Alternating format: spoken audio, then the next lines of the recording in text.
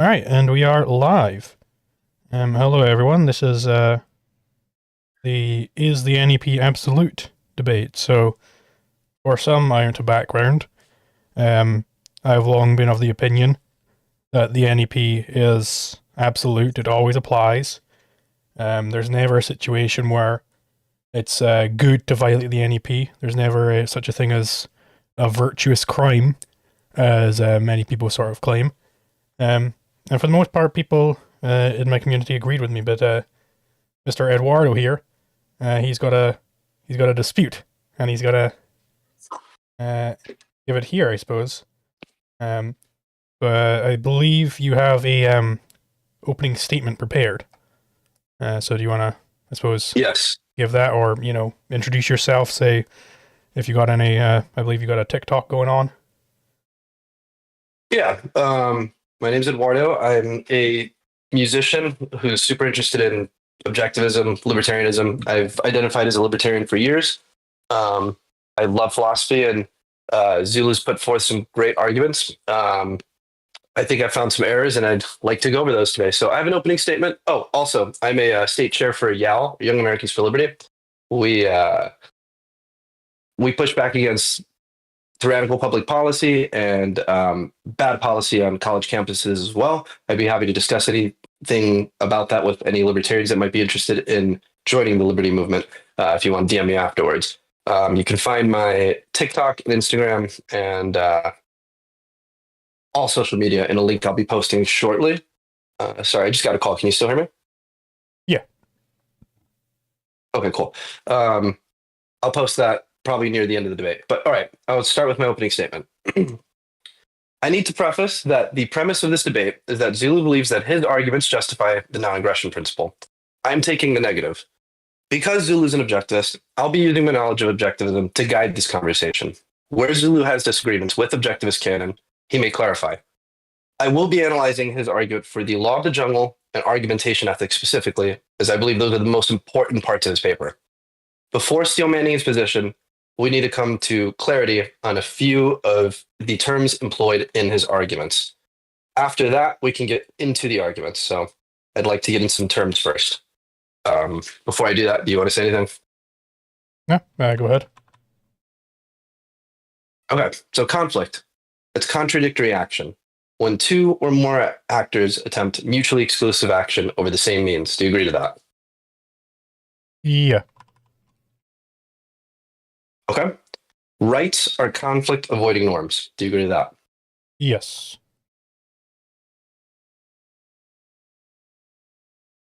So if someone's acting within their rights, they're acting in a way that is conflict avoiding.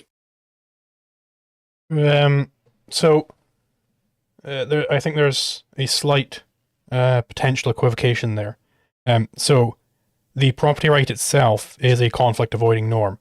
So the property right says, this person is the proper owner of this thing. He's the proper person who should be possessing this, should be controlling this. So it's it's more on the exclusion side. You can frame it in terms of positive control, but it's more like if you're acting within your rights, you're not interfering with other people's rights. Right? So it would be like, I could do anything with respect to unowned property. I don't need any sort of particular rights pertaining to that yet, right? It's just that I'm not interfering with anybody at the moment.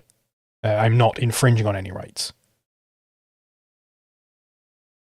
Which maybe I'm not understanding the equivocation, but wouldn't that just mean you're acting in a way that's conflict avoiding? Because they're right. Sure. Maybe I misheard you or something. Which is Yeah, okay. if you're Let me acting just reiterate. So within your we're rights, absolute on then this. you're not committing aggression. And to act within your rights is to act in a way that avoids conflict, correct? Yeah. Okay, cool. Justification. This one's a tricky one. But as far as I can tell, I think this is a good definition. I kind of just tried thinking of what it would make sense to me. It's the process of validating one's propositions. Uh, it's validating that one's propositions correspond to reality. So, it depends on what is meant by justification, which context that's being used. So, let's say you could justify something sort of, so you could validate something personally, right? You could validate things if you're just Crusoe alone on the island. But if I'm like specifically justifying my conduct, like in a court, like I'm saying, hey, my conduct is just, that's a different sort of activity, because that is necessarily within the context of there are multiple people interacting and having disputes. It is a sort of validation, but I think it's a narrower concept than validation. It's like how proof is a narrower concept than validation. I don't know if if I have a good definition of it on hand, but it would be something like validating property claims. It's something like that. That is one sense of the word justification, that is. So let's say I'm acting within my rights to drink this beer because I purchased it. Could I say I'm the proposition entailed by my actions, which is I ought to drink this beer, or that like how do I word it? You'd be allowed to stop me from preventing you from drinking the beer. I'd be justified in preventing you, and I'm also justified in actually utilizing my property, right? Yeah. I just want to see how it's employed in the midst of the conversation. Yes. So you are justified in using it, but if you were justifying your use of it, that sort of entails to me that it's some sort of a dialogue. Like if I were saying, hey, you're not allowed to do that, and you'd have to justify yourself, you know? Gotcha. This is really important here. So, could you be justified in doing something without articulating it to somebody? Yes. Let's say it's not conflict. We're not talking about conflict just yet. We will. I think you probably can see where this is going to go at some point. I would be justified in utilizing my property and drinking this beer, and that doesn't have to be articulated to another individual, correct? Yeah. Okay. Anything I do that is beneficial to my life. We're not talking about necessarily conflict yet. I'm not trying to sneak that in. If I do something beneficial to my life, that is justified, and it need not be publicly demonstrated, right? Yes. I do believe that everything which is in your self-interest is justified, but that's specifically because I believe that there are no crimes which are in your benefit. So I don't believe that, like, Okay. if you just said, well, clearly there's going to be, I'm not saying you're going to say this, but just to clarify, like, it's not going to be something like, well, clearly there's going to be things which are in my benefit, which are crimes because maybe I want to murder someone or whatever. I'm not saying that you're going to say that, just to clarify. We'll get there. But just for the sake of this part, so yeah, those things would be justified. Okay. And justification is a process of validating that those things are true or beneficial to your life, depending on how it's applied in context, right? Yeah. Justification itself is a process. Okay. And need that process be publicly demonstrated for it to be justified? Depends on in which sense you're talking about justification. Just that I'm trying to validate that it is true. What I'm doing is true to the proposition. So like, well, if something is true, then it is true whether you've demonstrated it or not. Like if you've validated that it is, even if you've not validated yet, if it is true that you're allowed to do something, then you're allowed to do it. Agreed. Agreed. Okay. Cool. Um, I think I'm satisfied with that. Do you have anything you want to? I know this one's a bit tricky, so before I move on, is there anything you have to say about that? Uh, Not that I can think of. I suppose if we come to any uh, problems with definitions, we can revisit it. All right. This is the big one. Ought. Now, you and I have had some quibbles about this, Mhm. but because I'm analyzing your paper, your arguments, um, I kind of feel the need to say this, or I think I should say this, by the way.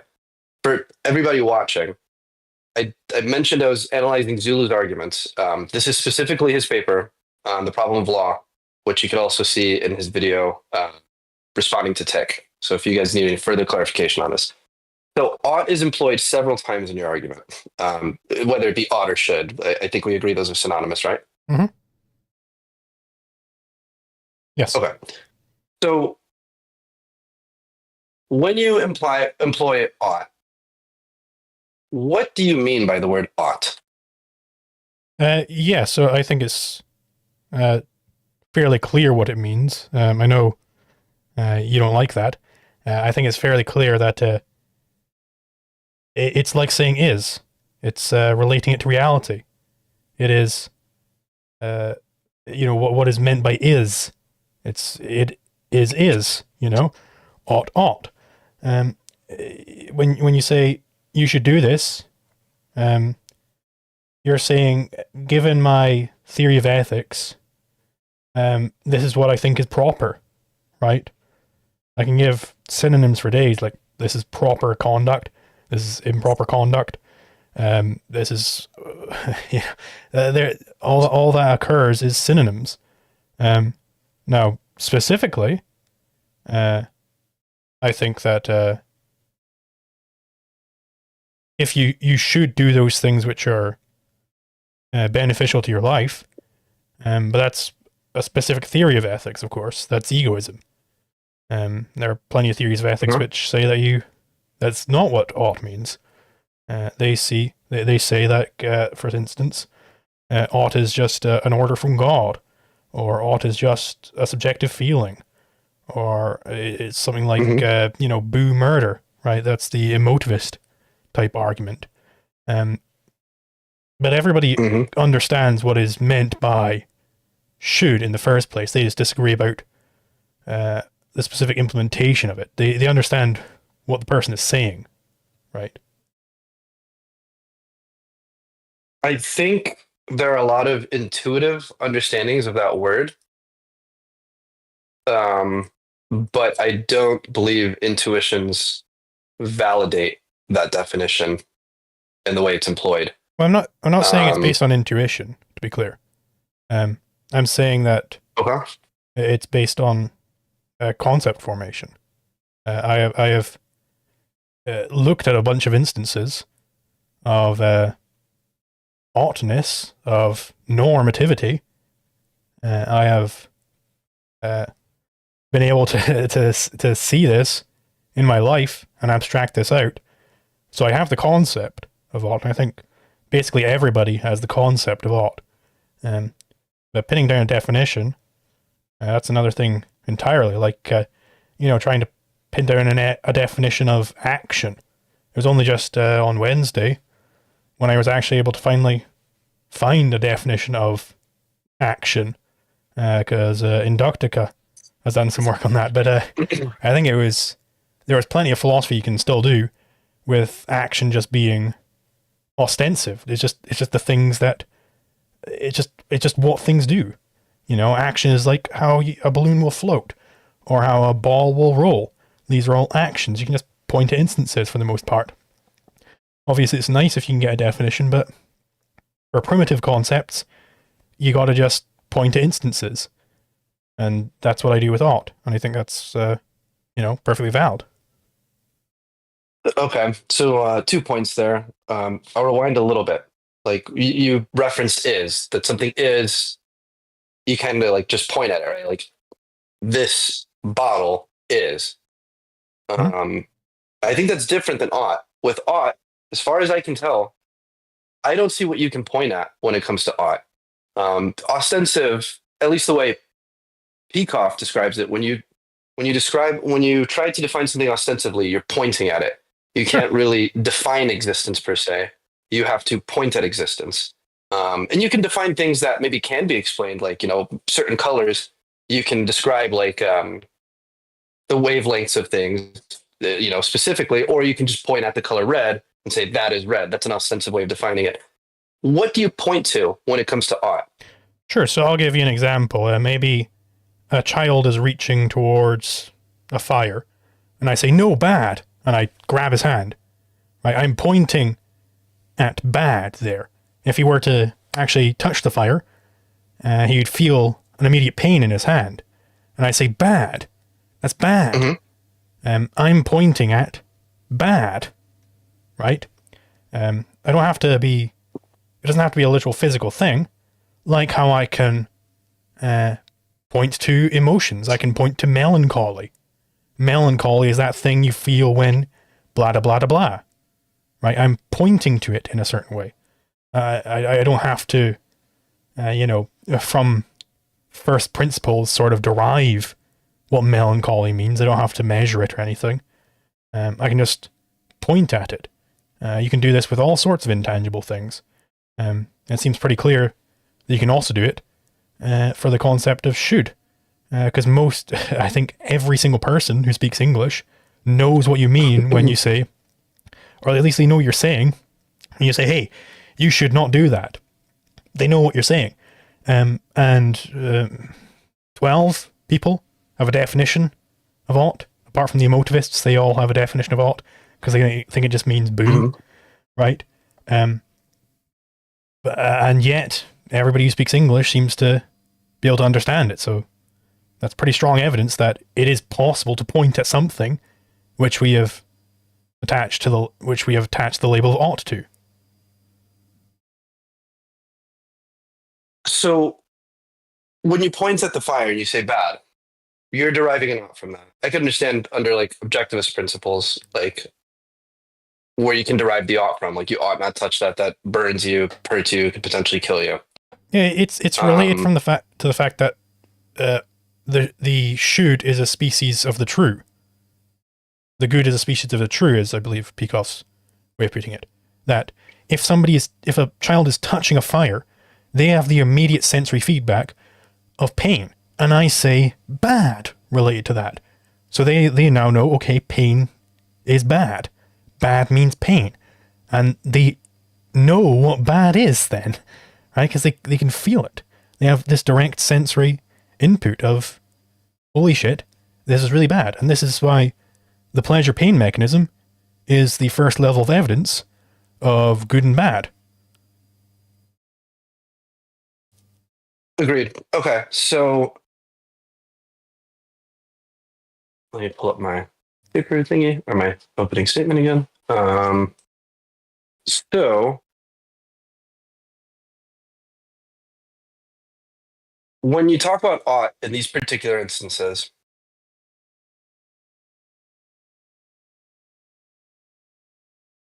you are relating it to particular actors, in that you were saying it's that child or baby that touches that fire ought not touch the fire, right? Or ought not maybe put a fork in an electrical socket or something. Mhm. When you describe it now, you are employing the objectivist ethics that what one ought to do is agent relative. And I would assume you accept that ethics are agent relative, right? That what one ought to do is it pertains to that individual. Um, I can give an example if necessary. so yes, what a person should do depends on how their life has been up to this point, and the position they're in and whatnot. But importantly, the principles aren't agent relative. The principles are universal to everybody. As long as they're a volitional being, morality applies. I agree. But the way it's employed when you use it, when you describe what one ought to, you're describing what one ought to, right? Right, because I'm being abstract. Otherwise, I'd have to write a paper for what Eduardo has to do and what Zulu has to do. I'd be writing papers all day. Mm-hmm. Like because I'm doing philosophy, it's got to be the broadest abstraction I can get, and the broadest abstraction I can get is what one ought to do, right? If I was writing a particular paper about, what should John do with respect to law, given the context of John's life, I'd never finish. I'd never get out a principle. I wouldn't even be doing philosophy then. So accepting the principle that even accepting the principles, it still is the case after accepting the principles that the actions they should take are relative to those individual actors, right? Yeah, for specific Like, let's actions, say they both ought live, right? Like, mhm. yeah, well, they should both. I would say specifically, life is the standard of their value. They would have specific actions that they should take, like maybe John should go into art school, and maybe Sally should go into woodworking or whatever.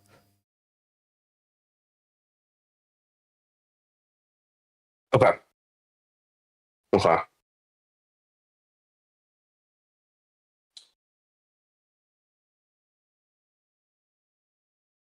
Let me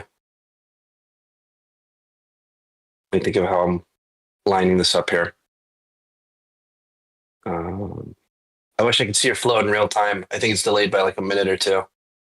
I I haven't even read anything on the flow yet, so Oh, you haven't read anything? don't worry about it. Okay, cool. All right. So when prescribing an ought statement, we've established that after first principles, the ought statements are still after first principles, that is, those ought statements are agent relative, right? Yeah. Okay. So the reason, according to you, if I understood correctly, that ought is being generalized in law, at least that's the way it appears to me, that it's being generalized. And I think that's kind of what you were just getting at right now.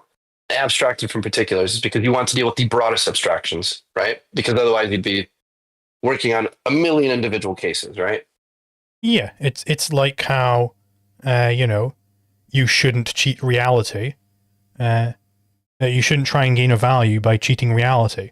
Right? That would be a general ethical principle. And of course, I say you, but I don't mean just you specifically. I mean the royal you. I mean one should not try and gain a value by cheating reality. So this is, I think, the standard way to do things. If you're talking on the level of philosophy, you've got to talk non-specific. You've got to be talking about Crusoe and Friday. You've got to be talking about A and B. You got to be doing these sorts of things. And these are particular actors you're referencing who, assuming they assume the first principles that you're assuming, the outcome of this matters to their life and their happiness, how this conflict is resolved. So, to my understanding, actually, when an agent is involved in a conflict, why does it matter? Or how do I word this? Let me think.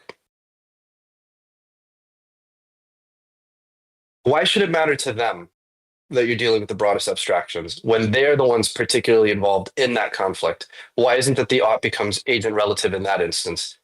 Just to be clear, are we in agreement that you're separating the ought from agent relativity, or and having this, like, I guess, like unified ought? It's hard to word that. I've been thinking about this all week, but it seems like there's this standard that's outside of each respective agent's self-interest, that they must do this particular thing. Do you agree that we're having some sort of divorce here between ought being agent relative and like external ought is what it appears to me to be? Well, it's like how I might say my dog is brown, or I might say Hmm. dogs have noses, and that's why they can smell, of course. So it's is here could be used in the agent relative sense, where I'm talking about the particular, or I could be talking about the general class. So here in particular, when I'm talking about the non-aggression principle, I'm applying, or rather trying to demonstrate, at least as far as the paper is concerned, I'm trying to demonstrate that this is an ethical principle. Now, these principles are like they're how you even identify what a value is in the first place. If we're bringing it down from the general to the particular, right? So if I don't have the non-aggression principle in my head as an ethical principle, if I reject the non-aggression principle and say I'm like some sort of a whim worshipper in law, then I might misidentify values, or rather, I will misidentify values. Inevitably, I will, right? Because I'll say, hey, I should try and gain my neighbor John's tractor, and I'll keep that, and that's a value for me. But of course, it's not a value because then I end up becoming a parasite, right? It's this is the importance of principles, and this is the importance of the principle. One should not try and gain a value by cheating reality. That's another ethical principle. Uh, Taken into a particular case, I should not try and gain the value of having $1 million, let's say, by pretending that, gloves. I've got a glove on my desk here. By pretending that gloves are worth $1 million. Because if I operate on that assumption, I'm going to end up getting fucked. Because I might go out to the casino and start gambling a bunch and getting in a bunch of debt. And it's like, don't worry, I'll pay the tab, boys, and just slap a glove down on the desk. And then, whoops, I get my fingers broken by the big mean pit boss. Right? This is how you apply ethical principles into the particular case.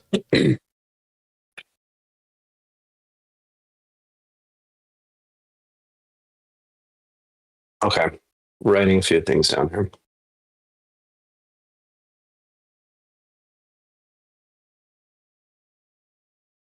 So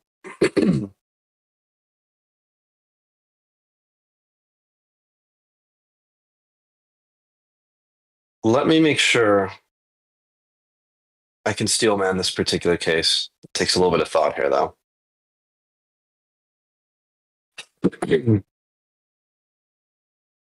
The same way, the principles don't differ in what one ought do.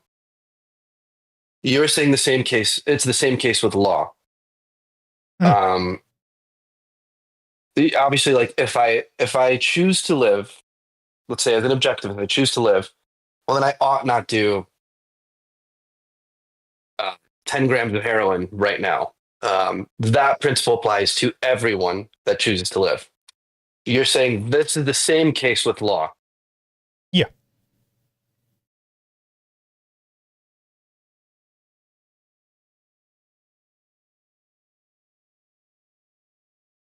Why? Well, because law is a subset of ethics. It's ethics as applied to conflicts. It's telling you what do you do about conflicts. Right? Law ethics is what do you do. Law is what do you do about conflicts. So, I mean, the NEP is a general principle. There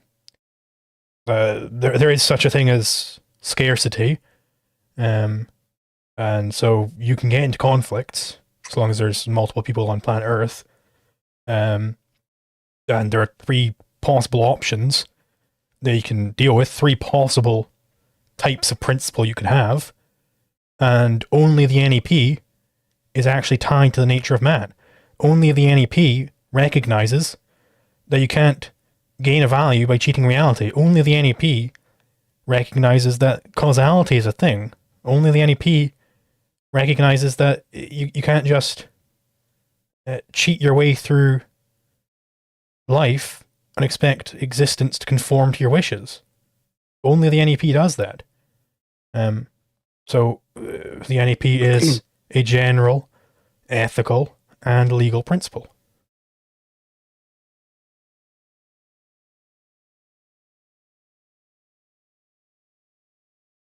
Do you agree that principles are contextual? Yes. Okay. And in this particular instance, what is the reason that you believe? Well, actually, I'll just say it, and you tell me if you agree or disagree. We can move on in just a second. The reason you believe this applies to every single context, unlike like the virtue of honesty, right? Like honesty is a virtue in particular instances. Obviously, you don't want to lie, or you don't want to tell the truth. I mean, to someone who shows up to your door, asking, they're a murderer, and they're asking if like this particular person's there. You might not want to tell the truth about that. Um, all these values and virtues and principles apply contextually. I can come up with others, but I don't think So I need to. I think you would agree with that. I would just Oh like to god. clarify there. Um, Hmm. the context of the principle of honesty, um, or rather the context of any principle, ethical principle that Hmm. is sort of the neighboring information, the neighboring relevant philosophy. I've got a quote from Binswanger here. He says it quite well. The context of a principle is the knowledge from which it derives and the conditions under which it applies. So the knowledge under which the principle of honesty comes from is that you can't cheat reality to gain values. That's where it comes from. So you address reality properly. Now, if you are telling a murderer, an ex-murderer, that you're not home at the moment, when you actually are, you're not trying to gain a value by cheating reality there. So that's not like outside of the context of the virtue of honesty there. Because you're still, Binswanger does go on, for instance, the context of a moral principle is the actions of a volitional being. So you're still a volitional being, you're still making choices. It is Hmm. between different choices, it's the selection of different choices. That's the context under which moral principles apply. Whenever you're choosing between alternative actions. So where it wouldn't apply, perhaps, maybe somebody makes you retarded, and so retarded that you can no longer make choices. Like you're just essentially brain dead. You're in a vegetative state. Hmm. Obviously, then you're outside the context of morality, just like how a rock is outside the context of morality. I would say that's Hmm. the context of a moral principle. You use the phrase cheating, reality a couple of times, and to me, that's something that's been ambiguous in some ways and intuitive in some ways when objectivists say it. What do you think it means to cheat reality? So it's in general, it's operating upon the primacy of consciousness. Um, it's like, Okay.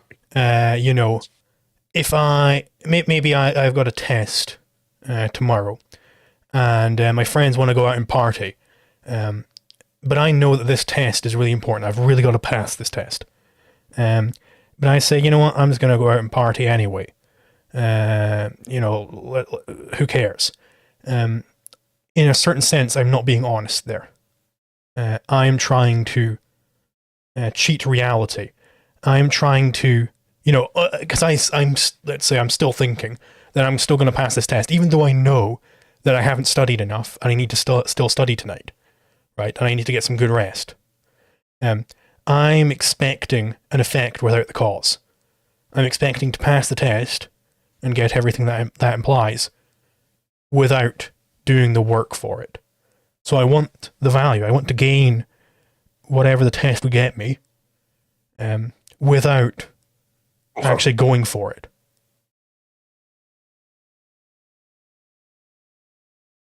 Okay. I'd like to move on, but admittedly, I'm a bit hesitant with the word ought still being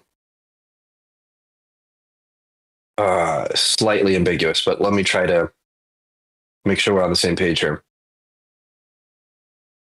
The principles of what someone ought to are the same, but after those first principles, what they ought to do may be different per agent, per context, right? So long as they're not violating the principles. So, like, the principles would give them Mhm. sort of, actually, what's his name? Conrad something. There's a lot of bad arguments. He's got a pretty good one here. Is that the non-aggression principle sort of gives you like an outline of acceptable behavior, and then within there, the non-aggression principle doesn't say anything. So it's sort of like that for principles. So the non-aggression principle is saying, within non-aggressive, peaceful conduct, assuming we're in society and there are other people around, right? Go nuts, basically. The non-aggression principle doesn't have an opinion on that. So there can be differences between individual people in how the rest of morality applies to them. And this isn't to say that it suddenly becomes subjective or anything, of course. It's just that each person has their own life and their own skills, and there's a division of labor and all that good stuff. So the general principles are going to apply differently in this particular instance. But it would never apply so differently that the principle is suddenly nullified. Gotcha. So before we move on, the justification for this principle law and the resolution of conflict, and that this ought can be sort of unified here, rests on your argument for the NEP, right? Well, the justification of the NEP rests on my argument of the NEP, but not my argument for law being like a valid field of philosophy, though. Like, that's law is a valid field of philosophy, whether I'm correct about the NEP or not. Yeah, I agree. What I'm asking is the justification that conflict applies the how do I put it? That one ought adopt that principle in that particular context would rely on your argument because you have identified contradictions if they violate the NAP, correct? Well, I think there's some strange wording there. I don't think Okay. it makes sense to say one ought, unless you're talking about epistemic norms, that one ought accept a principle like morally. The principles tell you what you ought to do in the first place, right? Yeah, I think that's. And when you adopt those principles, it's relative to the context and the agent, right? The principles aren't relative. The specific values that you should go for are relative. The specific actions you should take are relative to the context of your life, but not the principles. Like, the principles are for everybody.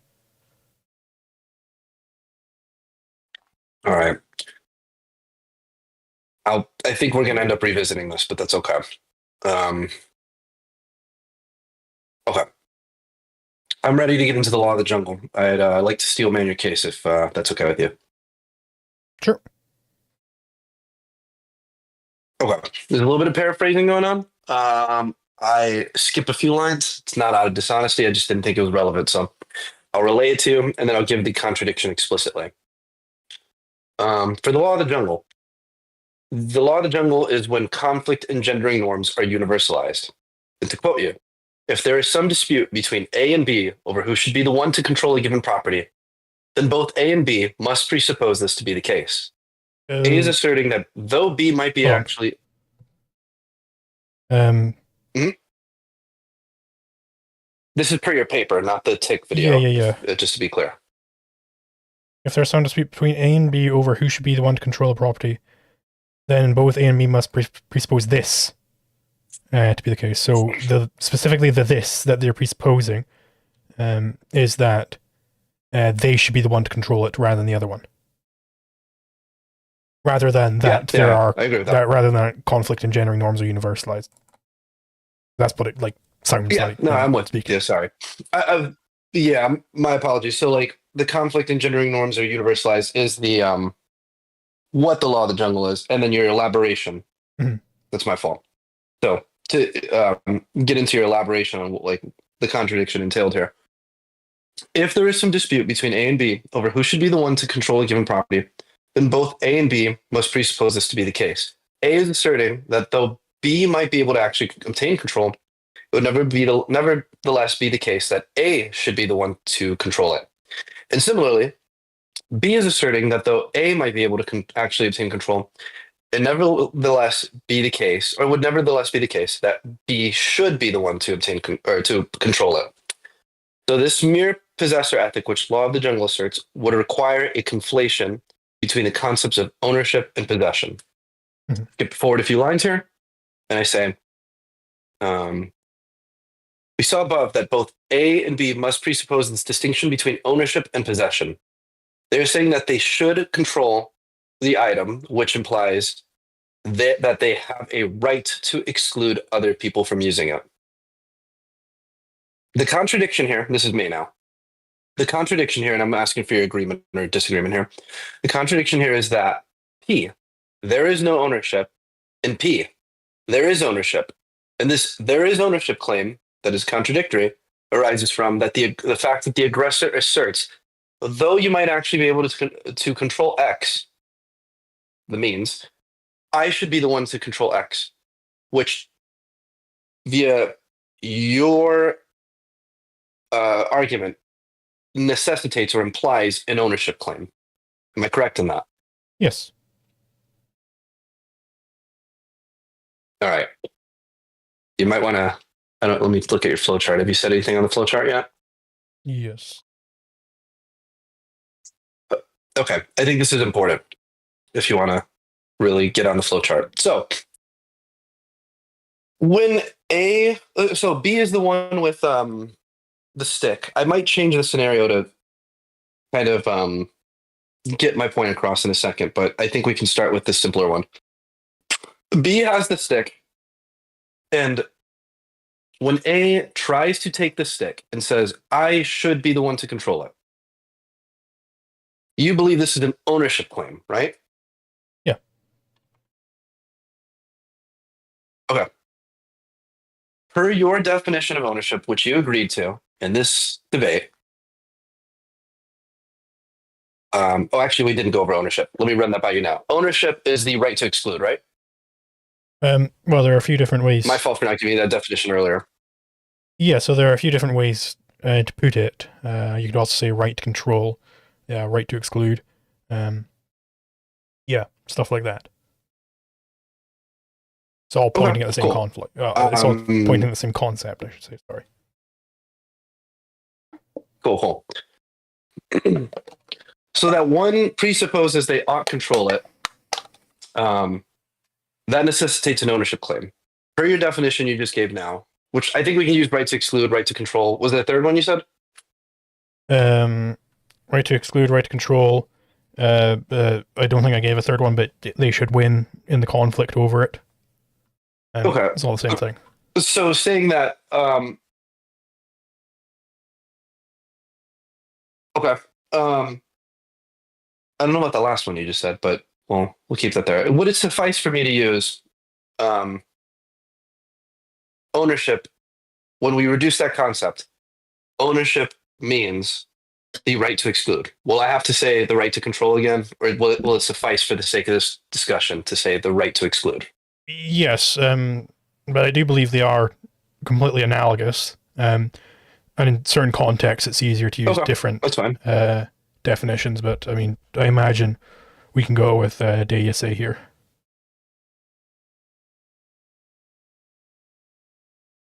Okay, cool. So when he aggresses, you believe this necessitates an ownership claim. Ownership defined as the right to exclude. You define rights, as we agreed earlier, as conflict avoiding norms. So when the aggressor engages, A tries to take the stick from B, or Crusoe tries to take the stick from Friday. So I'll be clear here. How?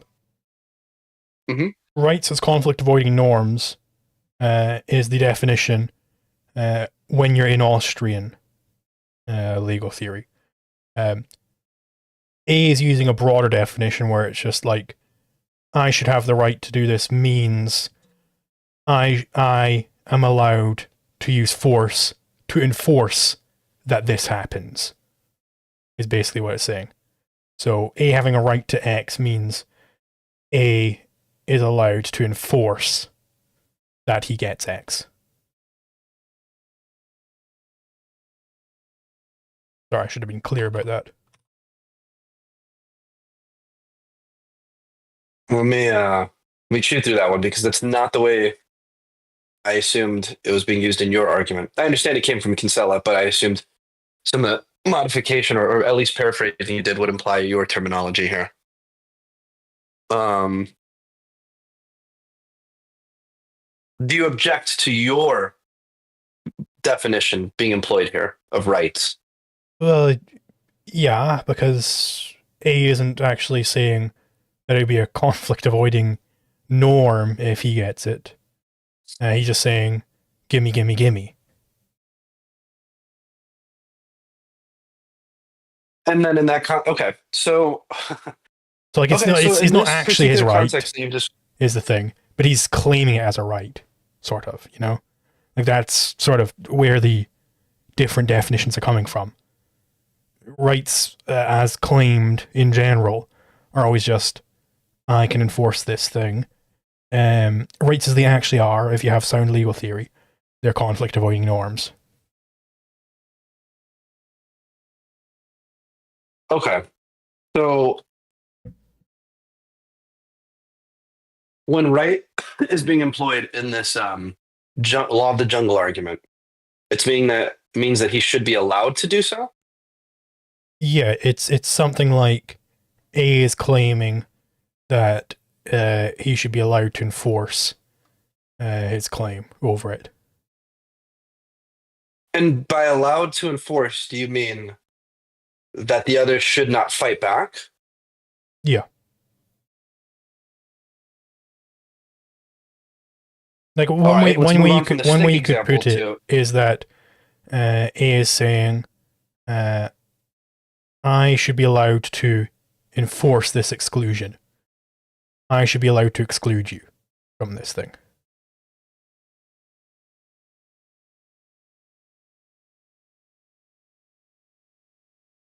and by I should be allowed to, meaning you shouldn't fight me back Well, when I exclude you.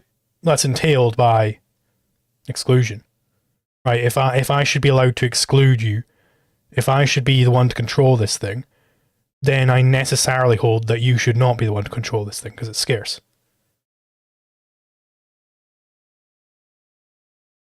But there are a few issues in my head right now. Let's see. What do you say to the aggressor who wants the victim to fight back then? He is saying, you shouldn't allow me. Fight me to the death for it, and I will fight you back. Well, so that aggressor is actually just trying to murder the other person or assault them. The conflict is not strictly the conflict isn't strictly over the thing they're trying to steal or whatever. It's actually over the other person's body. Yeah, let's take it to like a rape case, right? Let's say there's a rapist who wants the victim to fight back. We've removed the stick. We're just talking about one thing. The conflict is over their body. Hmm? And he doesn't just want to rape them. He's saying, you should fight me back. Maybe it turns him on. He's a sick individual. and it turns him on, and he wants them to fight back. He's Right. not saying you should allow me to do this to you. He's literally saying, fight me. So, fighting is sort of being slightly equivocated here. Um, when the rapist is doing the raping, he might want to get punched and whatnot, but ultimately, he would have to hold that he doesn't want the woman to exclude him from her body. Clearly, he wants to exclude the woman from her own body, which is, of course, easy to see that it's nonsense in the case of bodies. But yeah, he is holding the premise that he should be the one to control her body. And she is holding the premise that she should be the one to control her body. And he hold the premise that he should be the one to control her body unless she can actually stop him. I mean, he might change his mind. Because as far as I can tell, like and stops is like, at what point is stops, right? Because he could keep going for as long as he wanted. He could keep fighting and fighting and fighting. But he might have some arbitrary point where it's like, you know what? You're all right in my book. And then he walks off or something, and it plays 90s action music or something. He might do that. But in the moment when he's doing the raping, he has to be holding the premise that he should be the one to control her body. He could hold that, or let me ask you, could he not hold that he should be the one to control her body unless she can defeat him, whether that is impairing him to the point he can't fight back or killing him? Could he not hold that premise that I should be the one to control her body unless you can do this? So, sure, but it would be like, I should be the one to control your body unless it's Tuesday. And he looks over the clock and it strikes midnight. He's like, oh dear. And he runs away because it's just turned Tuesday. So that's his specific reasoning about when he's going to stop isn't relevant. What's relevant is in the moment when he's doing the crime, he is holding the premise that he should be the one to control her body.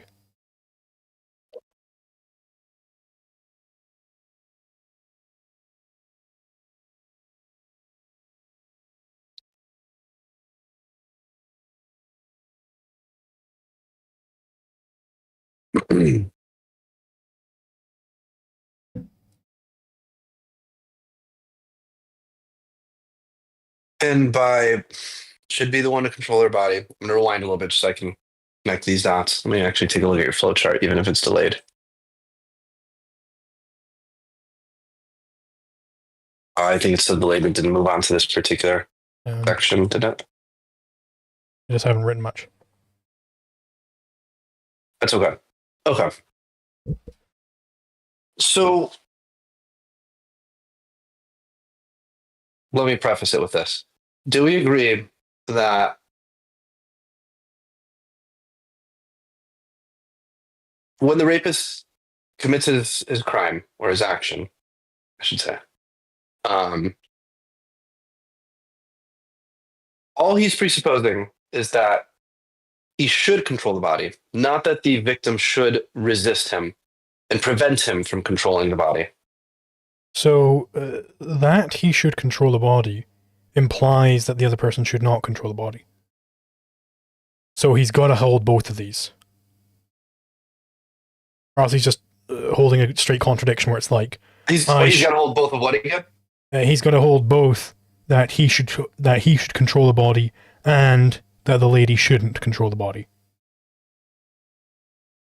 Or else it's just a straight up contradiction on the order of you should be painted all blue and you should not have a speck of blue paint on you. And like that's clearly nonsense, so it can be dropped. Could we say that he presupposes that he should try to control the body? Yeah. As opposed to be the one to control the body. Well, he also thinks that he should control the body. Like, just in general. And that would entail that he should try to control the body. Like if I should run a marathon, then I should try to run a marathon.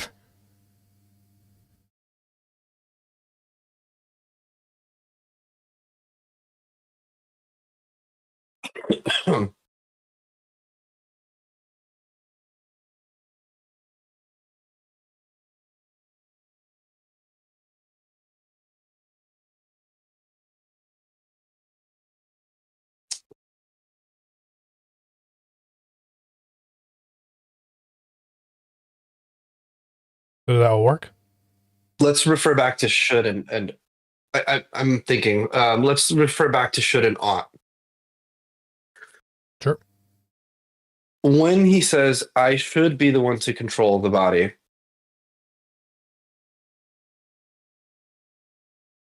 and should being agent relative, kind of as you've described, like when the baby touches the fire, you say you shouldn't touch the fire. You're saying it's good for them to not touch the fire, right? Hmm?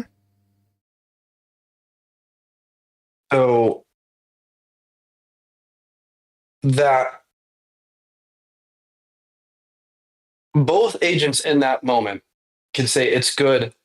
I understand that, like, it may be wrong for one of them to say this, but I'm saying both agents in that particular instance could say it is good for me to control this body, the victim to control their own body, and the rapist to say it's good for him to control it.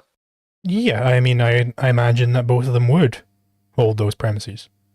One of them is going to be wrong, and I think. hint is going to be the Mhm. rapist. But yeah, they can both hold those premises. Yeah. And when the rapist says, "I should control the body," um, or even exclude from controlling the body, because those are kind of analogous, right? Yeah, so it just sounds weird if I say the rapist holds the premise that he uh, has the right to exclude the woman from her own body. Like it sounds a little bit like he's like doing some sort of Ghostbusters, pushing her soul out of her or something. Um, so there's one context where it's just nicer to say control, use the control definition. But I mean, they are ultimately the same. If I control something, then I'm preventing other people from controlling it, and so I'm excluding them from the thing. Really quick, because I need to keep track of this. This is a little challenging to keep track of. In this particular context, you're using the word right to mean one should be allowed to do so, right? Yeah. This is not your standard definition of right that you usually use, which is conflict avoiding norm. Yeah, so if I've already established the NEP and everything, then I switch over to rights or conflict avoiding norms. Um, but now we're disputing whether my establishment of the NEP is correct, so I've got to move to the broader definition. And for one should be allowed to do so, also is analogous to they should not be excluded from doing so. Yeah.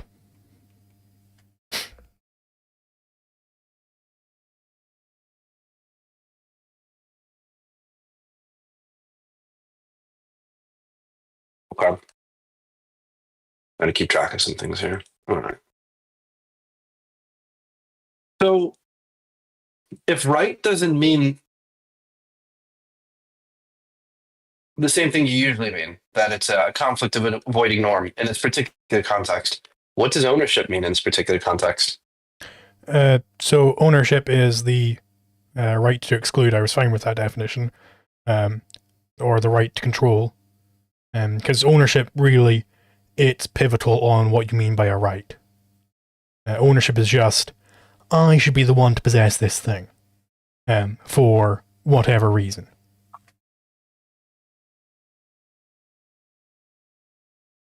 Ownership means that I should be the one to possess this thing. Yeah, or control or exclude others from.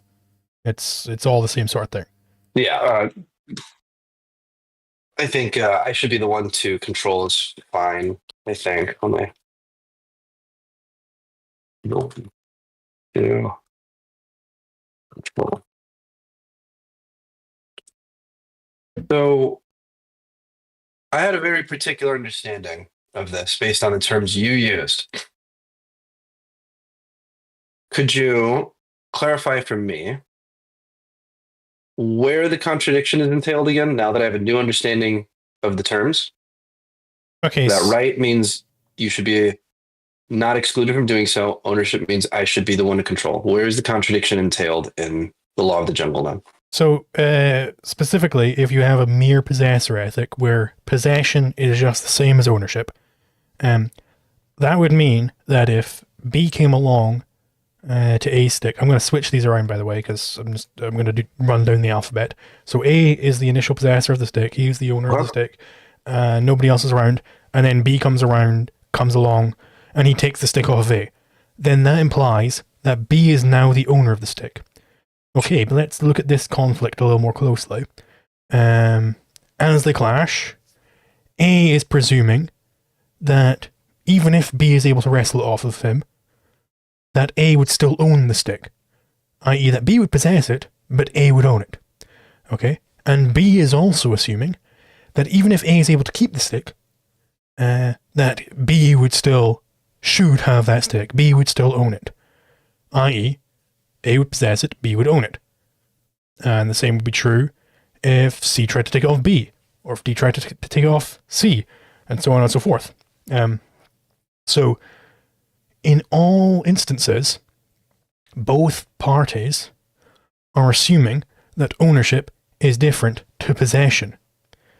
But the mere possessor ethic assumes that ownership just follows along with possession, that they're just always the same.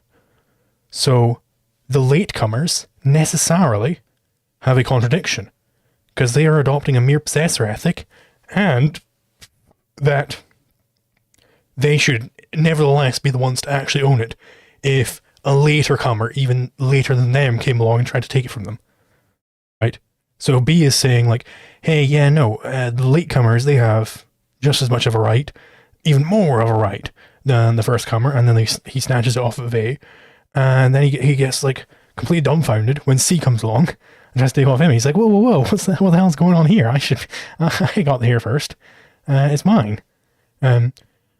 So that is the contradiction involved. And then just by regressing back, A is the only person, the initial possessor, who didn't take it from a previous possessor. So A has the ownership right. And that's one way to establish homesteading rights. I think it's a very good way, in fact.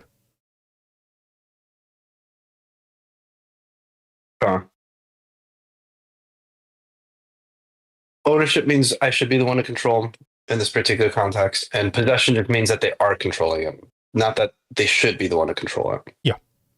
Like possession is just a straight up, like it's non-normative at all.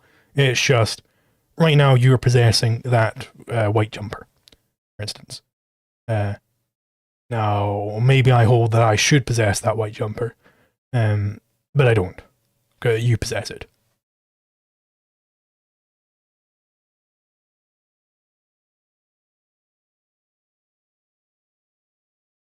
And the moment that a possessor says, I should be the one to control it, it transfers to an ownership claim.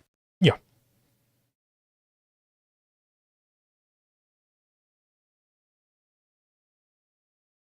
And should means that it's good for them to control it? Yeah.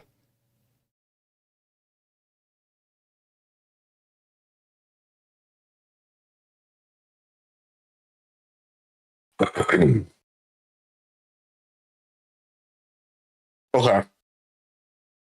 So we'll go from the stick and the rape scenario to something else.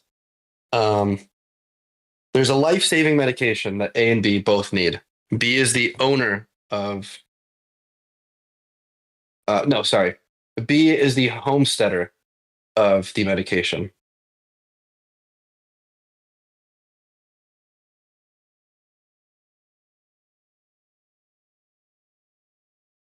When A says, I should be the one to control that life-saving medication in that moment. They're both in a like emergency situation, right?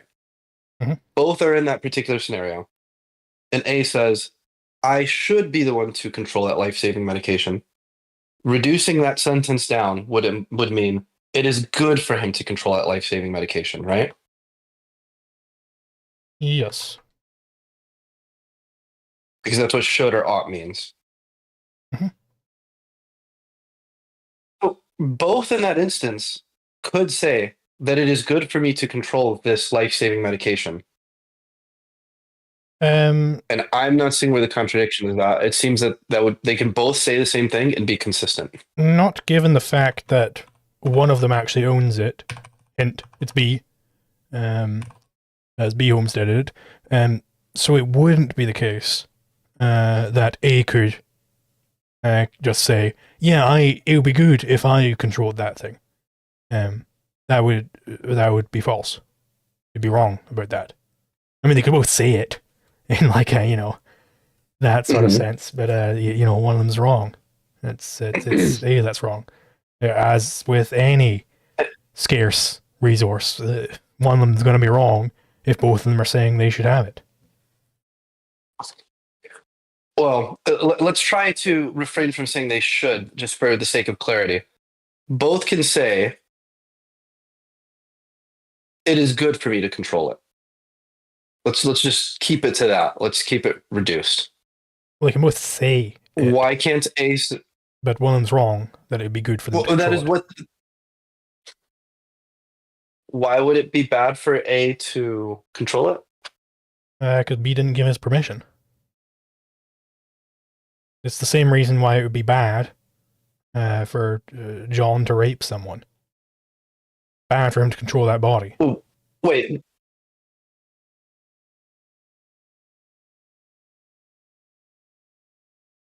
I don't.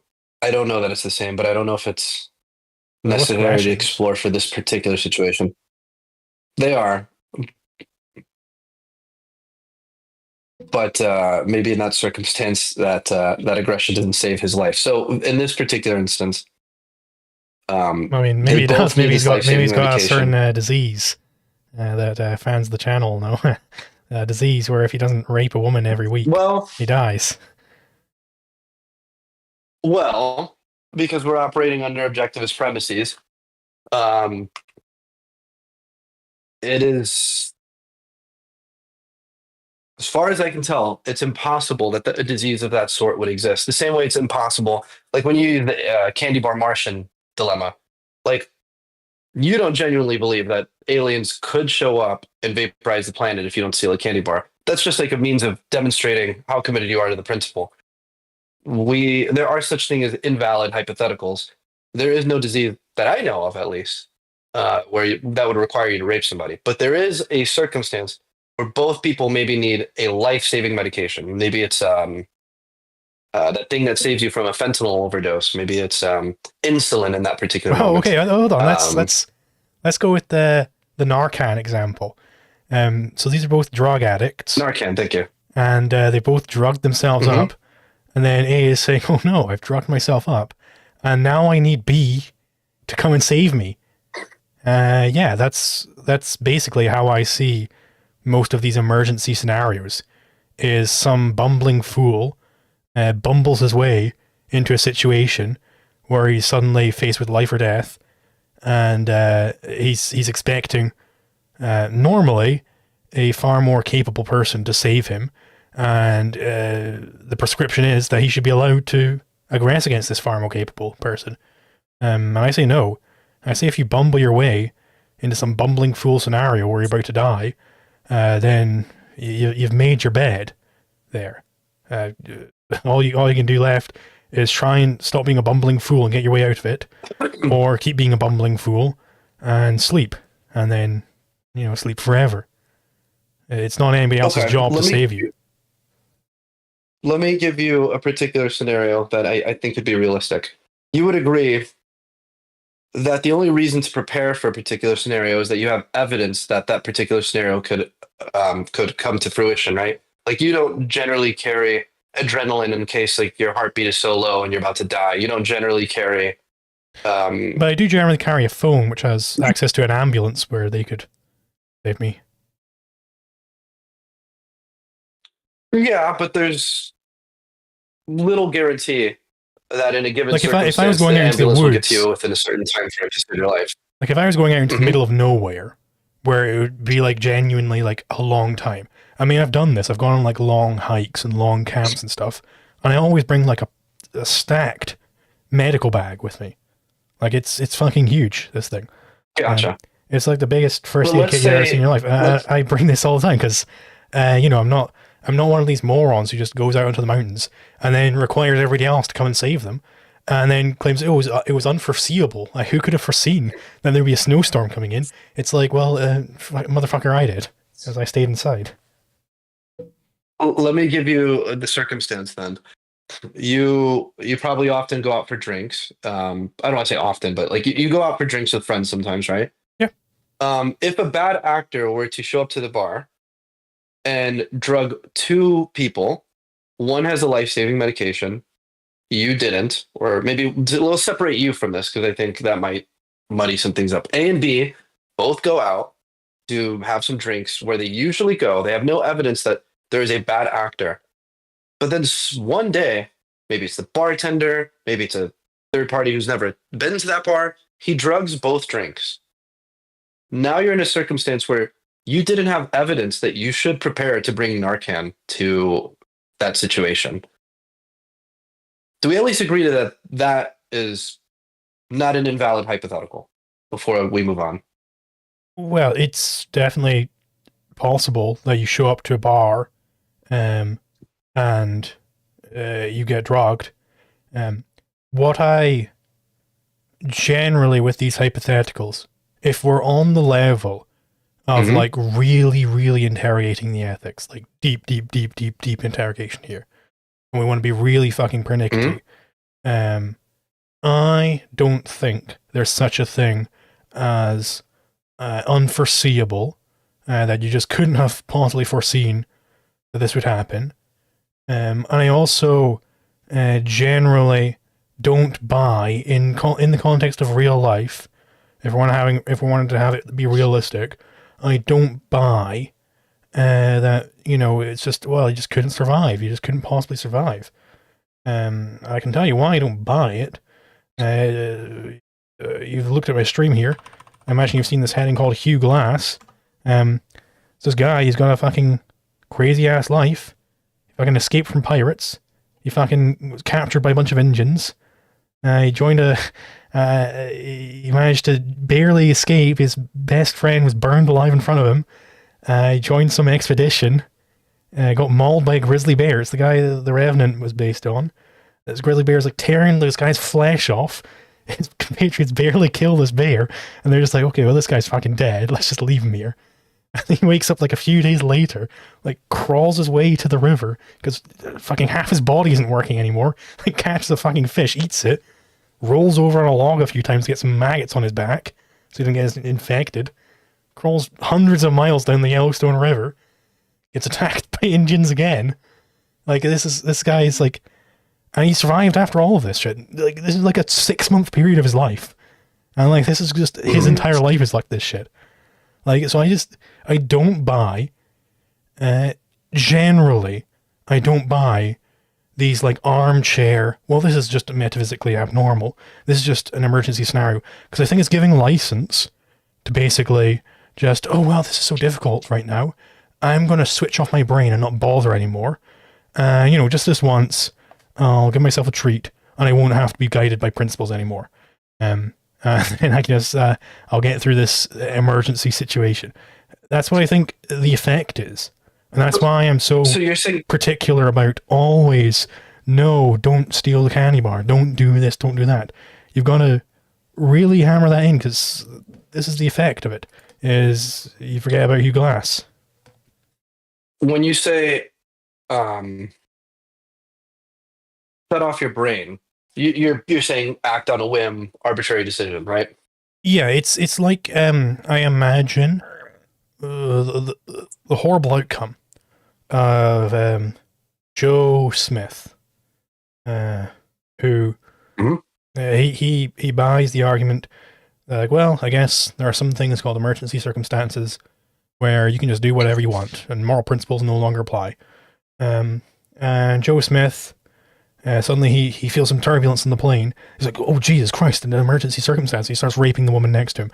It's like, it's giving license, I feel like, because you, to even figure out whether you're in an emergency circumstance, you would need principles to guide you. Principles are guiding you in action, right? It's guiding you which action you should take, given the context of your life. That is the point of principles. And it's like, for you to have any situation where you drop principles, are you using some principle to figure out that you should drop principles there? Like it doesn't work like that. You're using the principle. Maybe I should have said in the situation where two guys walk into a bar and they're both objectivists. I should have said that potentially, that their life is the standard of value, and that's one of the most fundamental principles. In fact, I don't know that one could be contextual, because even in the scenario where you must commit suicide, you're still treating your life as a standard of value. So that's one that's like fundamental. So when two objectivists walk into that bar and somebody drugs them both, they have to sort through which principles apply contextually, don't they? They're still volitional beings, presumably. They can still make choices.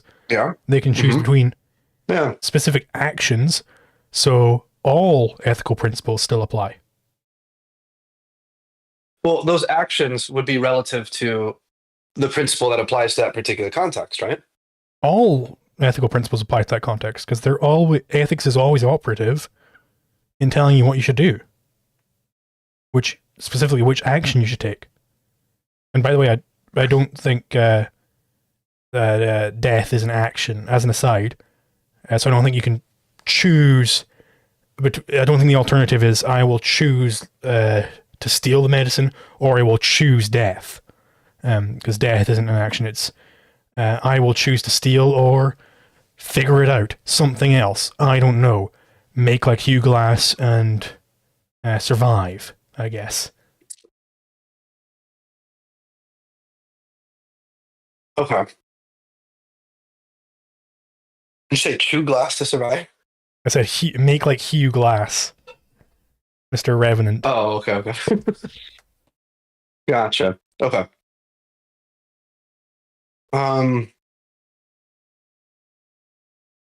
So in the context that those two objectivists walk into a bar and they treat their life as the standard of value, and they were drugged, which I don't know if I got a clear answer before I move on. I really want to, before I can illustrate this, I need to make sure you object to the hypothetical, because then we just won't get anywhere, I guess. I agree that it's possible for two objectivists to walk into a bar and get drugged.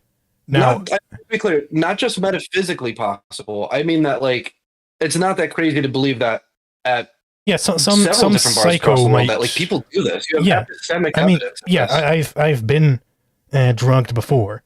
I accept that it's possible for some guy who's just a fucking freaky weirdo to try and poison a couple of people. Certainly, and that poison might be deadly, right? That is entirely possible in reality, in existence. Now, where I might end up disputing in the future, depending on where you go with this, because we're on this really, really pernickety level, we're not just, testing if someone's consistent here. We're on a really, really pernickety level, is I might say, like, well, I mean, they've got a whole life before this, so they should have figured out how to not get themselves, they should have not bumbled into this situation in the first place. Right. But we'll see if we get to that type of objection. I think we might have to get through that, because it seems like you're going to reject the hypothetical otherwise, right? Like, we have to sort out. It depends on which way the hypothetical is being used. That there is a. Okay. I think perhaps This the general person, principle these to two people, apply here is that hypotheticals don't give you new philosophy, right? Like, agreed. so this hypothetical, I'm saying those two walk in. Mhm. sorry, yeah. So this hypothetical couldn't yield some new philosophical principle. So I mean, I'm fine to go down the hypothetical with you, if you want. But I do want to keep in mind the philosophical principles here, which is that ethics is like a continuous thing. It doesn't just apply over little snippets where, you know,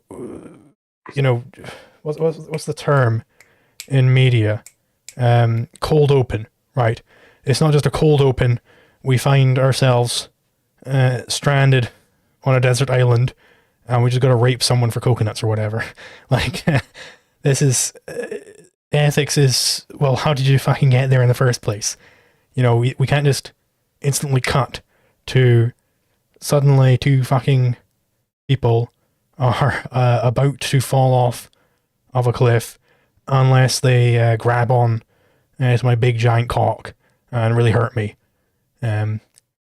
Just, you know, how were they running towards the cliff in the first place? Like, this is the type of question that you would use because we're trying to apply it. Like, I think I can articulate this well here. Because you're trying to attack this on the level of, let's bring it into the particulars. Let's bring it into a particular man who has a particular problem, and he's in his particular problem he's got to address. Right? Okay. Because we're on that particular level, we would have to analyze things like, well, hey buddy, how'd you bumble your way into this situation in the first place, idiot? Like, we'd have to ask those sorts of questions. We might be a little more tactful about it, if this guy's about to die or whatever. But that's the type of thing we would act, and that's why I'm being a little more, particular with the hypotheticals this time. Because this is the type of debate we're having. We're not having a general, oh, well, look what Zulu, do you believe in the NEP still, even if it would mean that you've got a fucking, I don't know, the poors would die and they'd starve and they can't steal bread. It's like, it's a different sort of debate. To be clear, what the reason I need to establish a hypothetical you accept is because I need to draw out that it is in the interest of both actors, that it would be good for both actors to get that life-saving medication. That's the case I'm trying to make. So I have to establish this hypothetical for you to even accept that there may be a situation where they both posit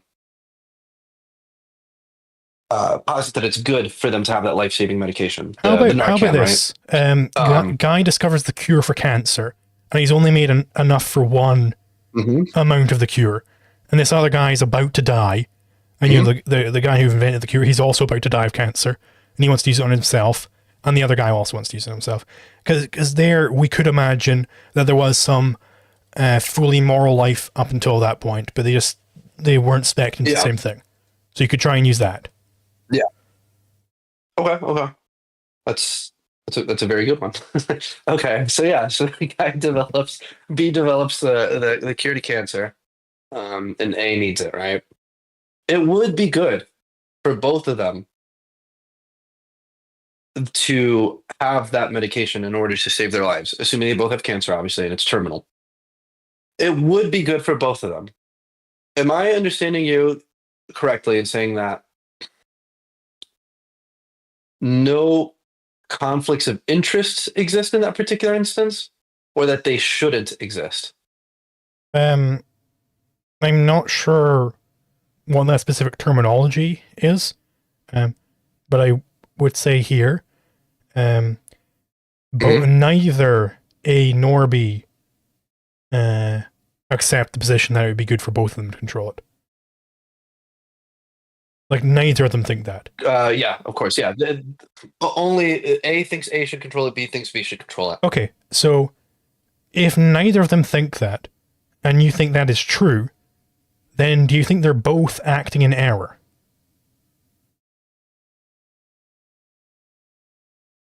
So I think they're both acting in error if they both believe that only one should control it? Yeah. No, they because by should we mean it's good. Like B believes it's good for him to control it. A believes it's good for him to control it. They both have a life terminating Right. But medical condition, right? So given, it is the case that it would ensure their survival, but right? neither of them think that it would be good for both of them to control it. Neither of them think that. Yeah, agree. But you just said it would be good for both of them to control it. Yeah, when I say that, I mean like as in I'm not divorcing ought or should from agent relativity. It is the case for B that he should control it, and reducing should as a concept too. It is good for B to control it. It is good for A to control it. Like because again, I this is why I knew we would circle back to ought. We kind of came to some agreements that it is agent relative, and then there were some distinctions when it comes to principles about it not being necessarily agent relative. I'm saying it is in A's interest in order to ensure survivability. It would be good for A to have it. And it is also the case that it is good for B to have it.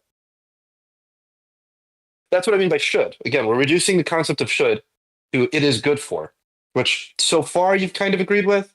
I know there were some distinctions made earlier, but in this course of this conversation, you've been agreeing that it is good for the last few minutes. So, that's what I meant when I said they both should. As in, it's good for both. Okay. You said there that the reason it would be good for A to have it is because it would ensure his survivability. Can I just change that to survival? Would that work? Yeah. Okay, so I think this is... They both have cancer for the hypothetical. Yeah. So I think this is using death rather than life as the standard of value. So what I mean by this is you're sort of taking death, which, to be clear, again, is not an action. It's not a choice you can make. You can't choose death, specifically speaking, because you can't gain death. Death isn't a value. You can't gain or keep death, because death is when you don't exist anymore, right? So it cannot enter into any ethical consideration.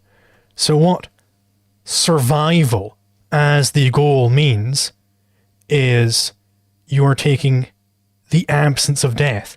It's just non-death. I don't want death. I'm choosing this thing instead of death, right? But death isn't a choice in that sense. It's not an action you can do, right? So it cannot serve as a guide to action. That is my sort of problem with survival as the goal of action. Survival can't be the goal. It's not even... Survival isn't a value. I agree. It's just not null. Because death is null, and you're saying, well, just avoid null. And you're using null as your guide. But null can't be a guide. Okay, I'm with you. Null can't be a guide. Death cannot be a guide. Why couldn't it be the case that both actors are trying to take this life-saving medication because they want to promote not only ensure their survivability, but promote their happiness and well-being, their flourishing? Well, their flourishing, that comes from the context of their entire life, applying the correct principles over the course of their life, right? But here, you're asking for them to drop principles, even if just this once, but that destroys principles. Which principle? So, the non-aggression principle. That is... I don't know that we've established that yet, because we're drawing from the law of the jungle, right? And we're saying that ownership means you should be the one to control it. Should be the one to control it means it is good for you to control it. At least per the way you've agreed to use the word should, right? Well, then it's just an arbitrary claim then. We're still establishing that. Right, but then you just need to prove that it would be good for both of them. It would be good for A to control it, and it would be good for B to control it. Like, you just need to establish that then. Okay. Okay, but before we get into that, we agree that you can't point back to the NAP right now until we've established this part, Sure. or I guess until I prove the otherwise that that it is good for both of them to control it. Mm. Okay, so if I can prove that it is good for either of those two to control it, you can no longer point back to the law of the jungle debunk, right? Sure. Okay. If you can prove that it's good for A to Okay. control it and it's good for B to control it, then we have the law of the jungle. And I guess I'm running over there and punching you or something. I don't know. Yeah. Punch Kinsella, right? Because he's the one who came up with part of that argument, or at least I don't know how much of it, but okay. So would you agree that in the situation where A and B are in conflict over that life-saving medication, and like you said, they've lived a rational life, a life promoting flourishing prior to this instance. It's not the fault that he did not develop a cure for cancer. In that scenario, when they enter that conflict, if they both accept that they want to live, they want to have good experiences, they want to live a happy life where they flourish, why wouldn't it follow that it is good, per objectivist principles, that it is good to take that action Okay, for so A to control it? And then B also, they are going to have a conflict of interest. I understand that. Sorry, go ahead. it's because A, I think, is the one who is stealing. He's acting as a parasite. Like, let's say I have a really good life, a really great life, and then I get halfway through it, I just don't have any money anymore. Like, oh, well, you know, I want to have a good life. I want to flourish. So therefore I should just steal all of Eduardo's money. And then I'll be able to do these things. And who cares if Eduardo's broke? And who cares if this is going to invite retaliation from Eduardo? Because it'll be good for me. Right? This is the sort of situation we're in. Is, to be clear, I'm not referencing the NEP here. I'm saying just from a pure egoistic perspective, it is not good for A to be a parasite. He is destroying his own survival. Right? It's okay, you go ahead. No, go ahead, finish what you're saying. It's sort of like sorry, I lost my train of thought. You're showing from an egoistic perspective without pointing at the NEP that it's not good to live with a parasite. You're drawing another scenario about you know, you just lived a good life, now you're broke. Yeah, and like, you know, it was clearly possible for A to develop the cure for cancer. Like, it's not impossible to do that, because B was able to do it. So why the hell should B be the one to fucking suffer, given he's the one who came up with this awesome thing, which is the cure for cancer, and B's getting punished for it? Why should B be punished for being the one to come up with this incredible innovation? Why is that good? Why is that moral?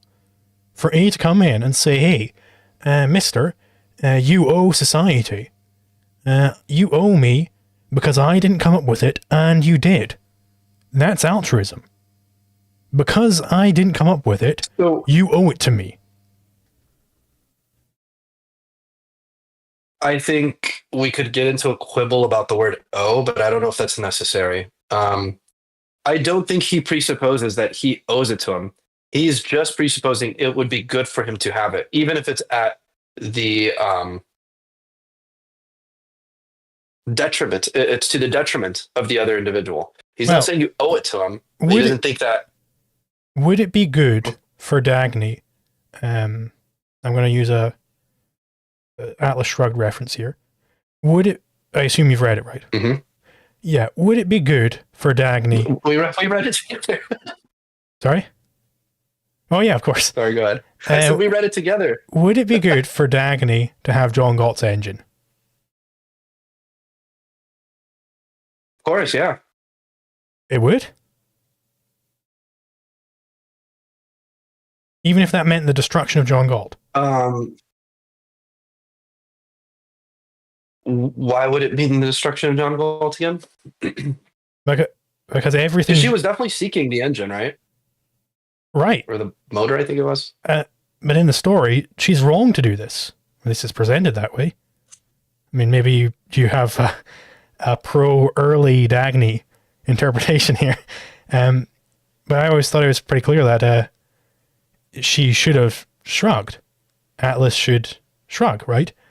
It would be bad for Dagny to get that engine and destroy everything that John Galt is trying to do.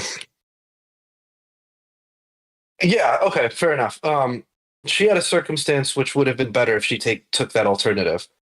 But this doesn't. How is this analogous to the two people fighting over the drug? So Dagny didn't face immediate death. What are the alternatives you see? Specifically, what are the alternative actions you see for A to take? Or not drugged, I'm sorry. I meant to the cancer thing, my fault. What are the alternative actions that A could take, the one that's taking the medication? The potential thief, yes. Oh, wants to steal it. Yeah. Yeah.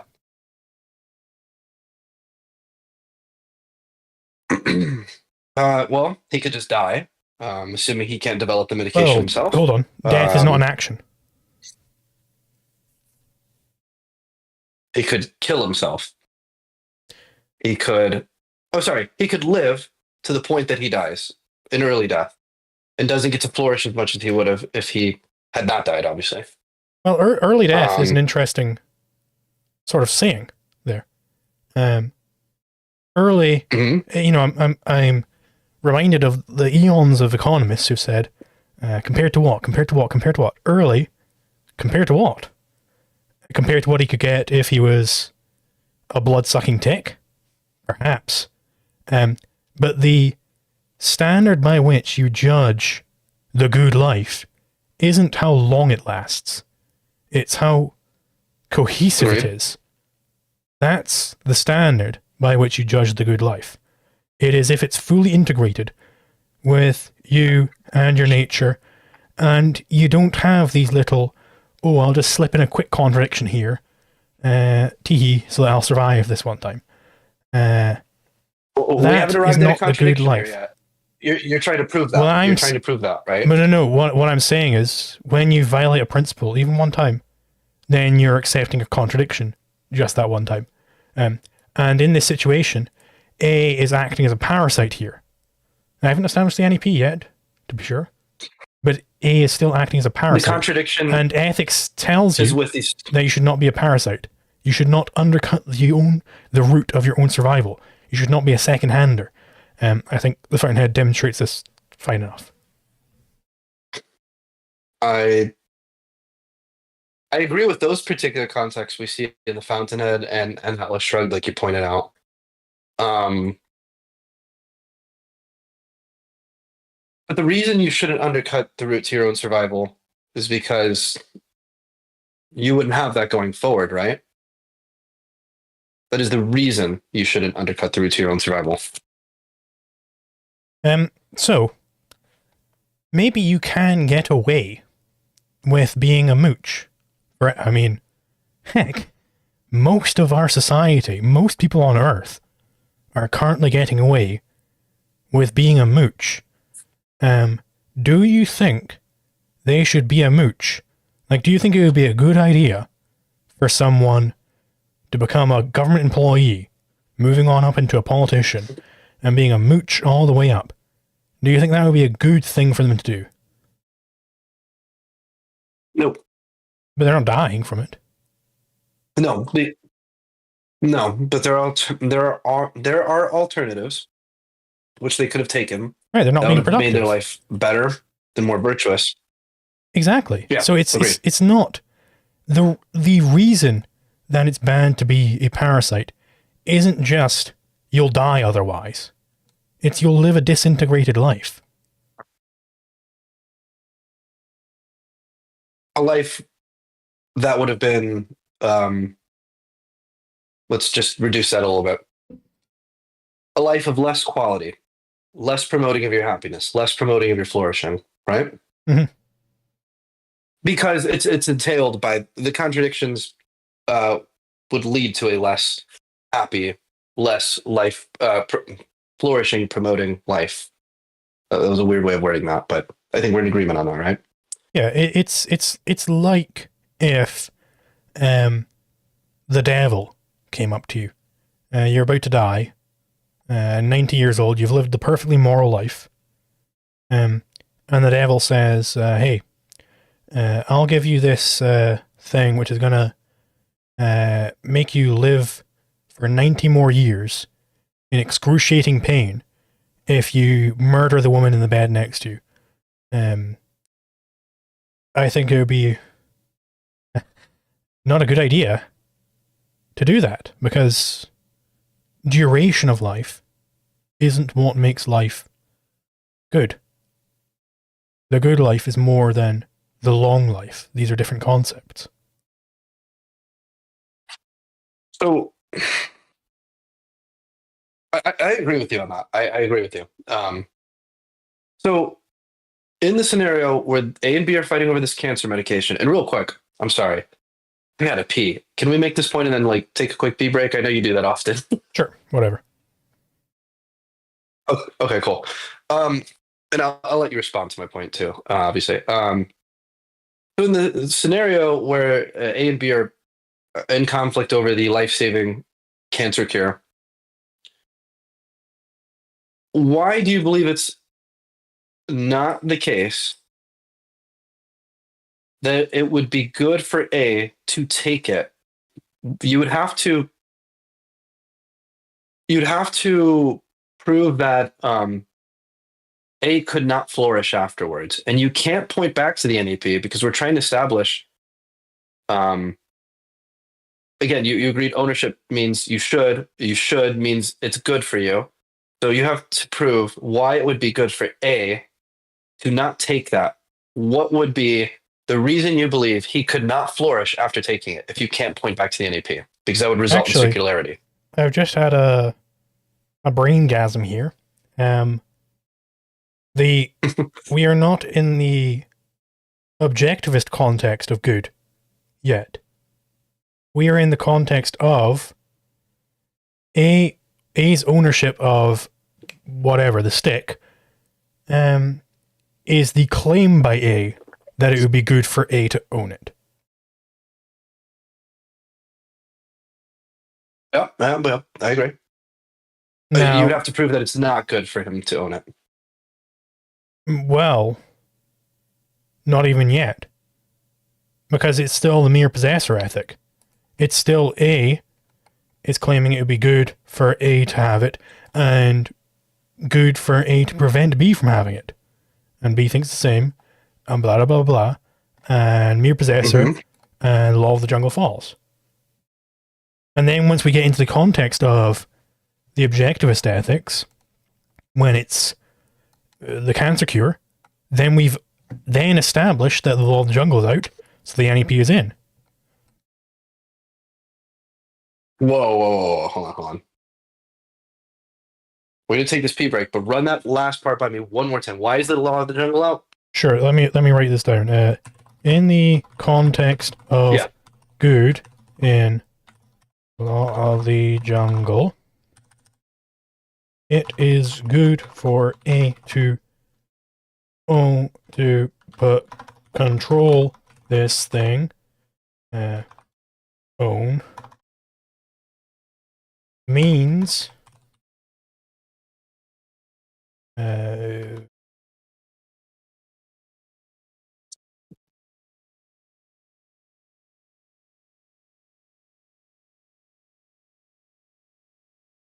right? It's all subjective at this level.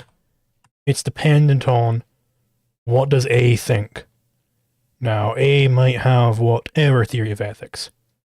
A might be an objectivist, and he might be claiming it's good for objectivist reasons, or he might not be, right? So we've got to take good in the broader sense here, just like we were taking rights in the broader sense here. Yeah.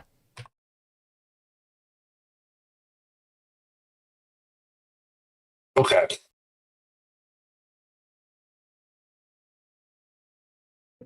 Do you see why I'm going in that way? I don't see why you have to take it into a broader sense, but let's continue in just 1 second. I have to pee real bad. Sure, I'll go as well. Be right back. What do I?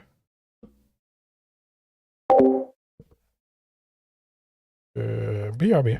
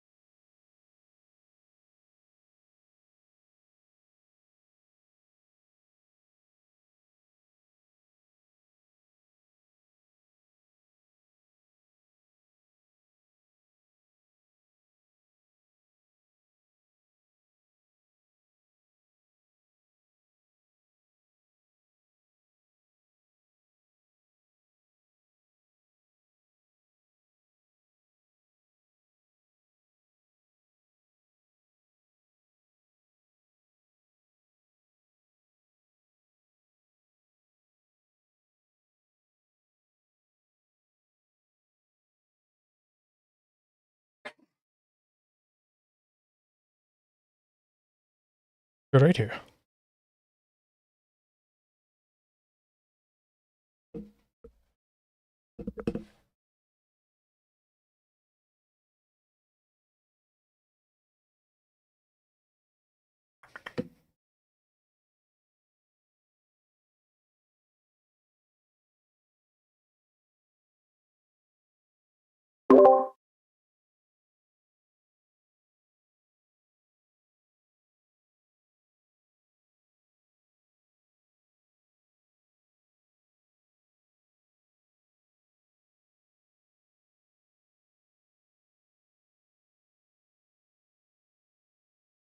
Yeah, I suppose whilst we wait for Eduardo, clarify by where I'm going with this type of thing.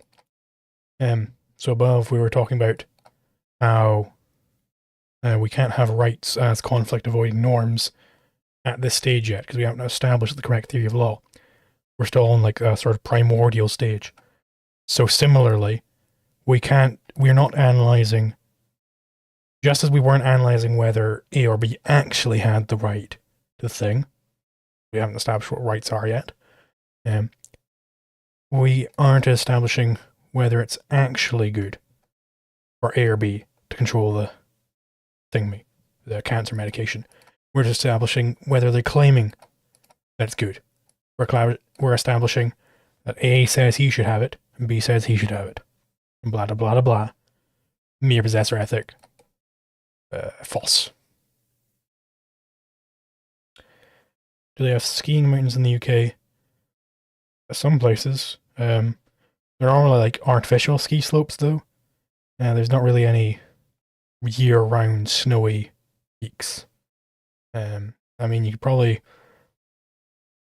at this point, I could ski down my driveway. It's very snowy here at the moment. You could probably ski down like plenty of mountains and hills at the moment. I mean, there are plenty of really tall mountains in Scotland. In fact, the Cairngorms mountain range, which is the one in Scotland, I believe it's actually the same one that is the Appalachian Mountains. Appalachia, it's the same mountain range. If you look on a map, it's along the same line of fucking thingamadoodle. But they were just, the continents were ripped apart So it's all the same mountain range. I think, yeah.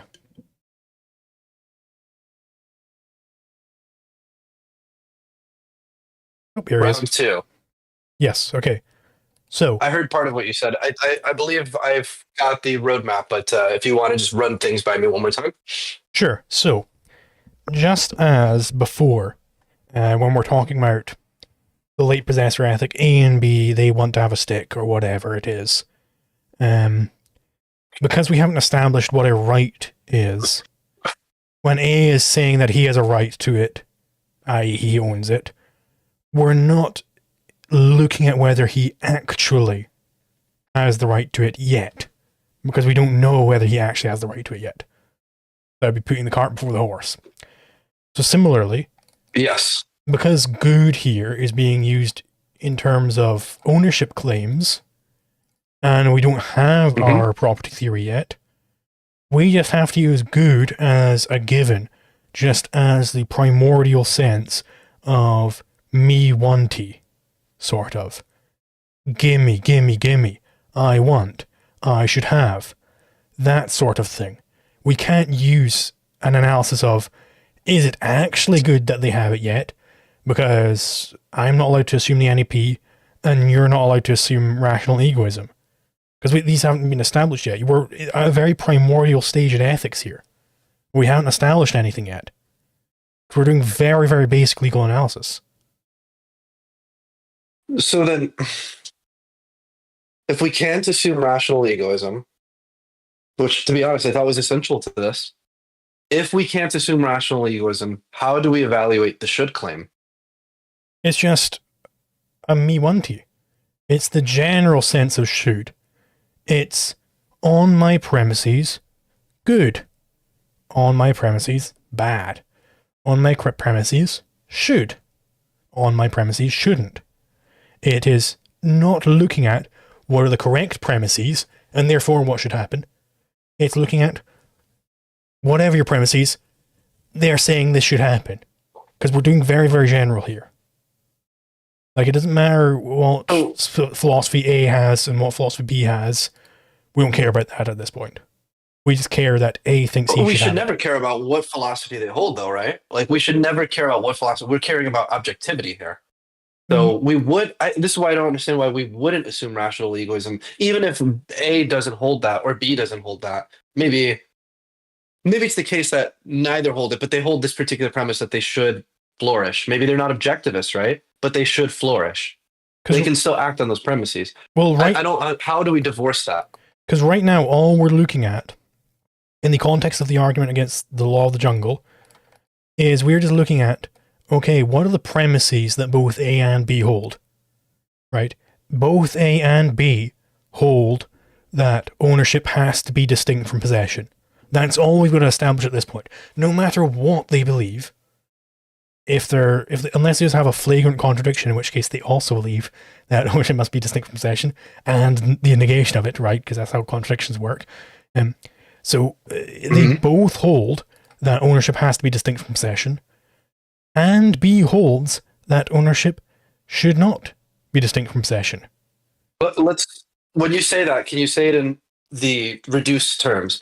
That ownership and possession are distinct. You would say so long as you don't interpret good as being an actual objective evaluation.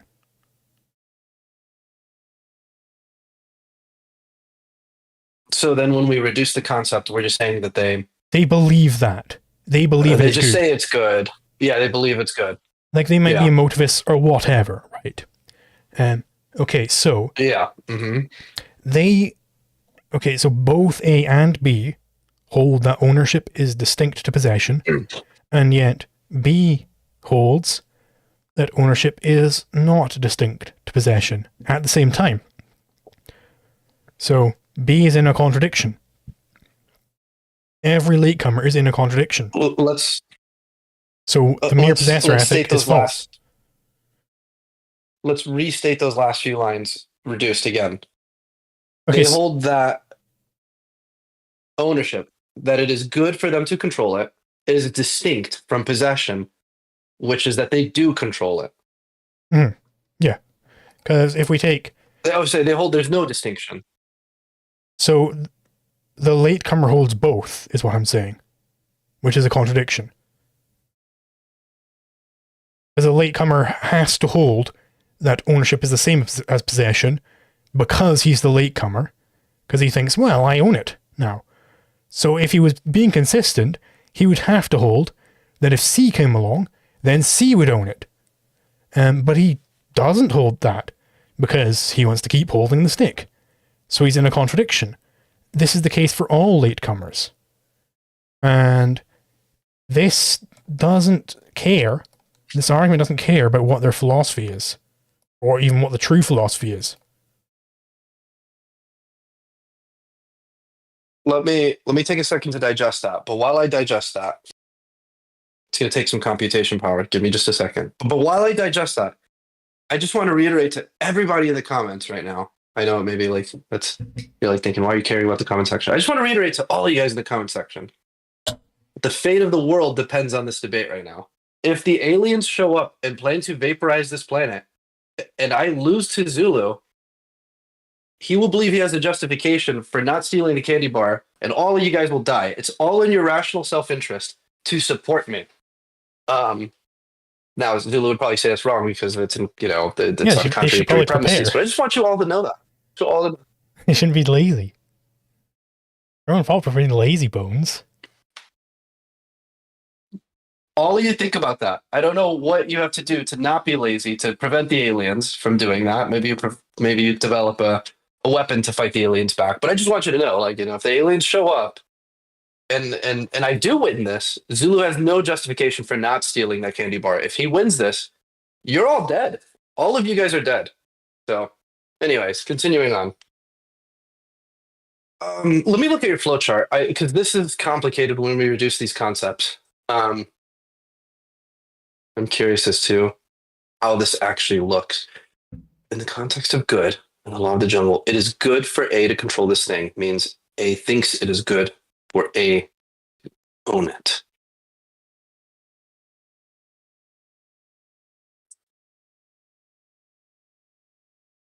How does the aggressor presuppose or propose that ownership is the same as possession? Because they're claiming there's a contradiction, right? They're rejecting it, right? Yeah. And then they're also yeah. So the reason why they're claiming that side of the contradiction, that ownership is the same as possession, is because their claim is that, well, I just strolled along and found this stick and I just get to take it. And because I have it, it's mine, right? Because they're initiating that conflict, they hold a mere possessor ethic. That just by their act of taking it from another, that establishes an ownership claim. They have to hold this in some form or another. Under a trillion layers of obfuscation. That they should be the one to control it. Yeah, or that it's good for them to control it, blah, blah, blah. It's the same fucking thing. And we should stick to reducing the concepts. I think that's very important. It's so much more words, though. Maybe it's not for you. Maybe you're keeping better track. It may be more words, but maybe it's easier for you to remember. Synonyms, but anyways, they're fucking synonyms. Of both myself, I know, but it's like I don't like using the word should. You should use the word ought. It's like they're synonyms, bro. No.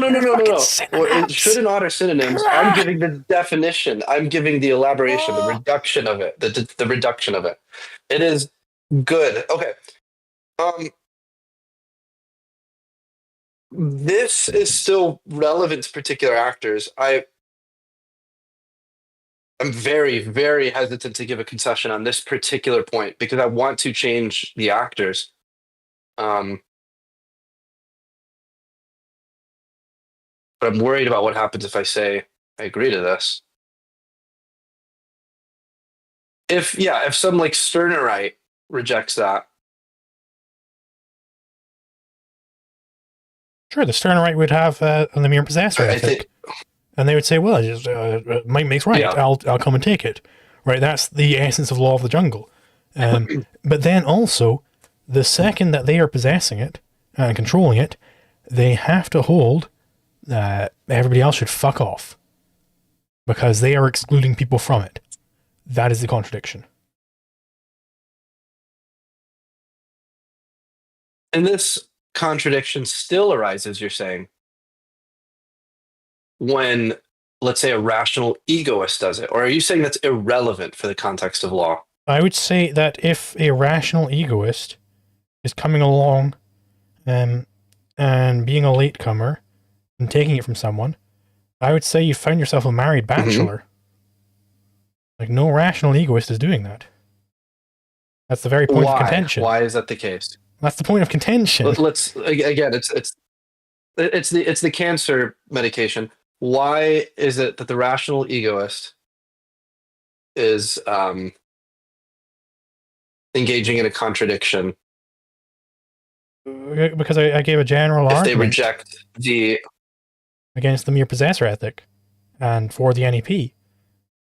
So no rational egoist, if they heard and understood and got this argument and integrated it into their ethical code, no people in that set would ever be the latecomer.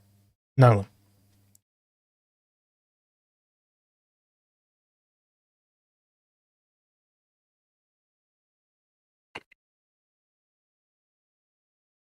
They would not believe.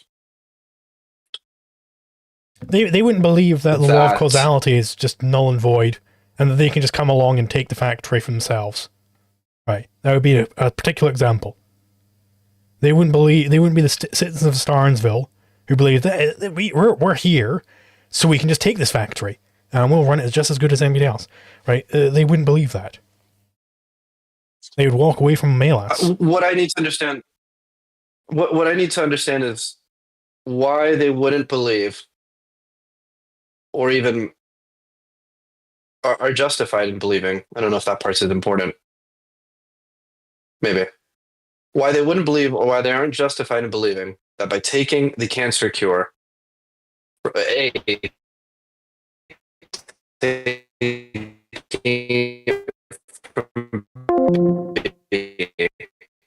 Hello. Hello. Hello.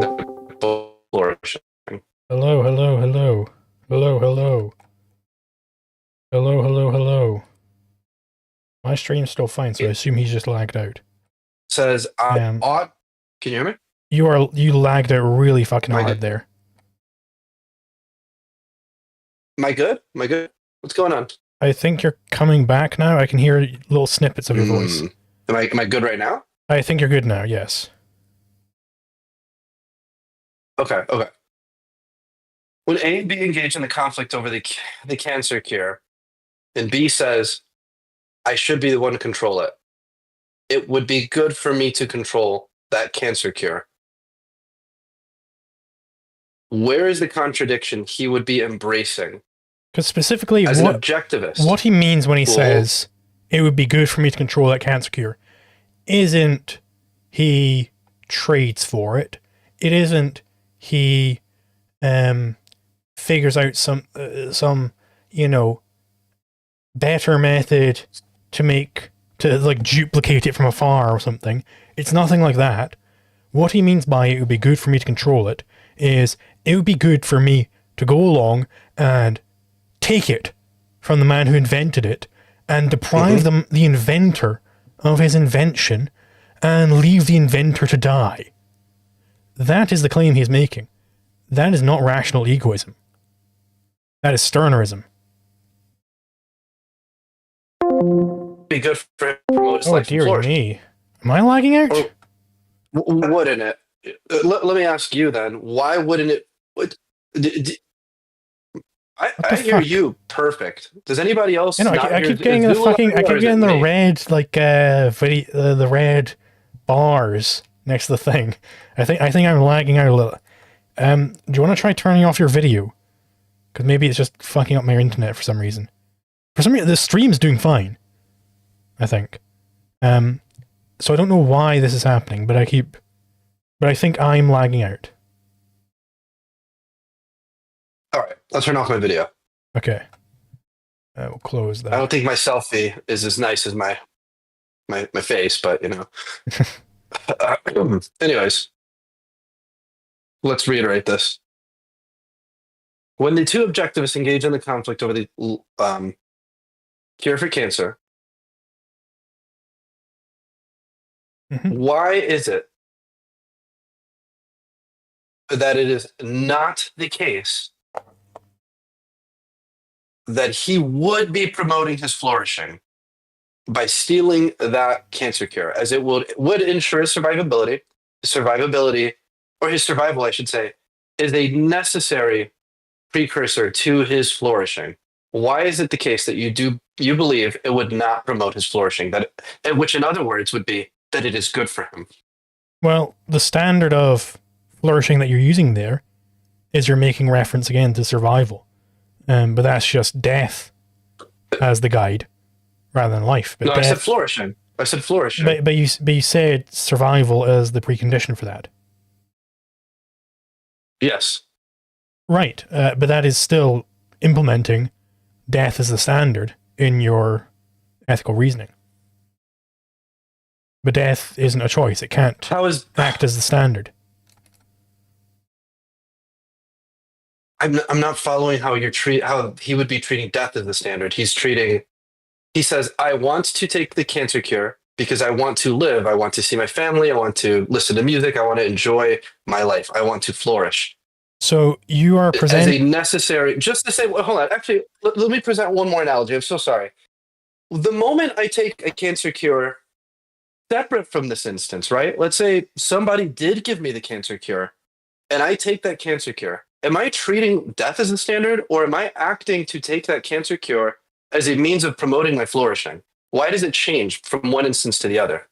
If you are a thief when you take it, you're treating death as a standard because your justification for taking it was not applying life to your the context of your entire life and looking at your own the rational requirements of your life and applying all of your ethical principles.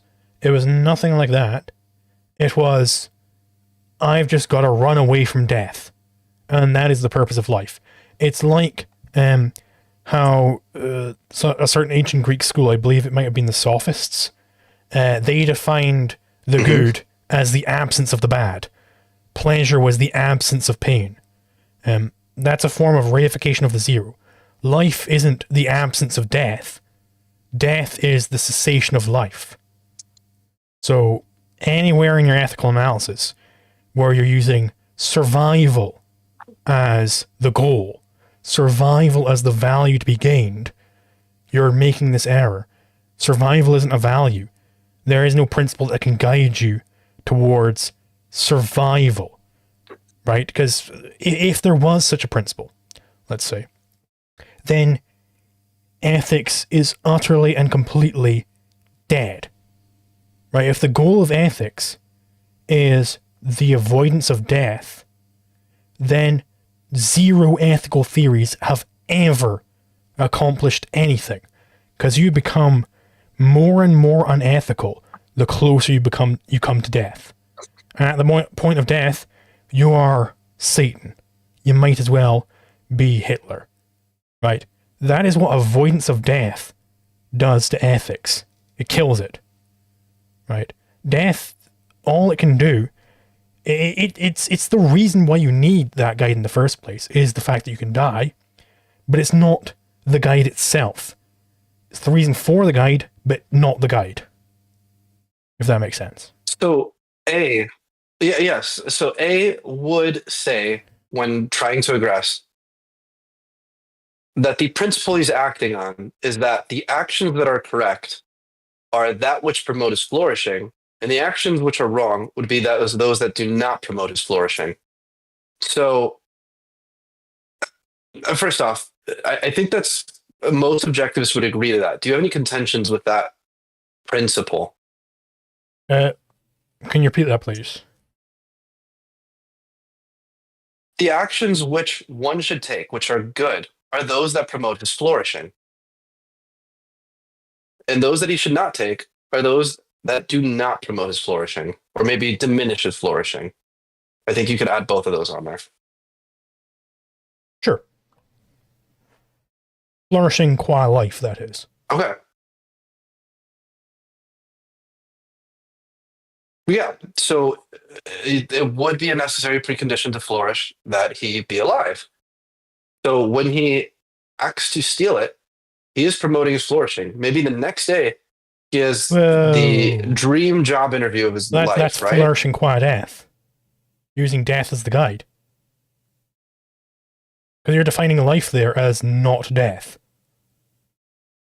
But death is the null. So you're reifying the zero. Oh, shit. I understand what reification of zero means. I'm trying to understand how it applies to this, but that might not be your fault. Hold on. So it might be easier if we treat it in terms of, or the life form. Life is existence, and death is non-existence. It's like my goal and my moral guide is to avoid non-existence. My guide is to stay away from that which isn't. Right? You can kind of see there how this is an improper guide. You can't use that which isn't to guide you, either negatively or positively, right? Because ethics is supposed to show you the correct way. It's supposed to show you affirmatively how you should act based on your nature specifically, as a living being, not as a dead being, right? The second you bring death into the analysis, you are dropping the context of a volitional being. That's the real context dropping here, is that you're no longer talking about a volitional being. You might as well say, okay, well, what if I turned into a rock?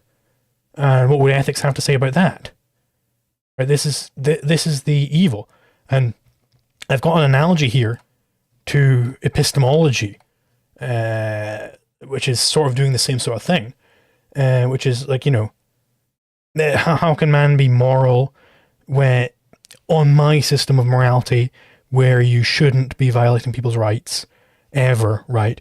It's like, well, then he just can't be moral and stay alive when he's in certain emergency circumstances. That is a lot like asking to the lover of epistemology, well, how can you gain knowledge of reality when a nuclear bomb has just gone off right next to you? Well, you can't gain knowledge there, then clearly epistemology must have failed. And this is obviously wrong. Like, no. You've dropped the context of the volitional being who's able to gain knowledge or make choices in the case of ethics. Right? If you can't make any choices anymore, then morality no longer applies. And the case in which you can't make choices is when you're dead. So death cannot serve as your guide.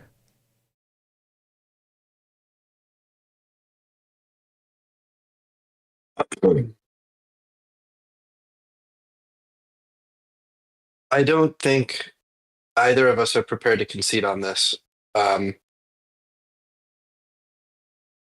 I would, we don't have to keep going into this, but what I'll say is that it's hard for me to understand how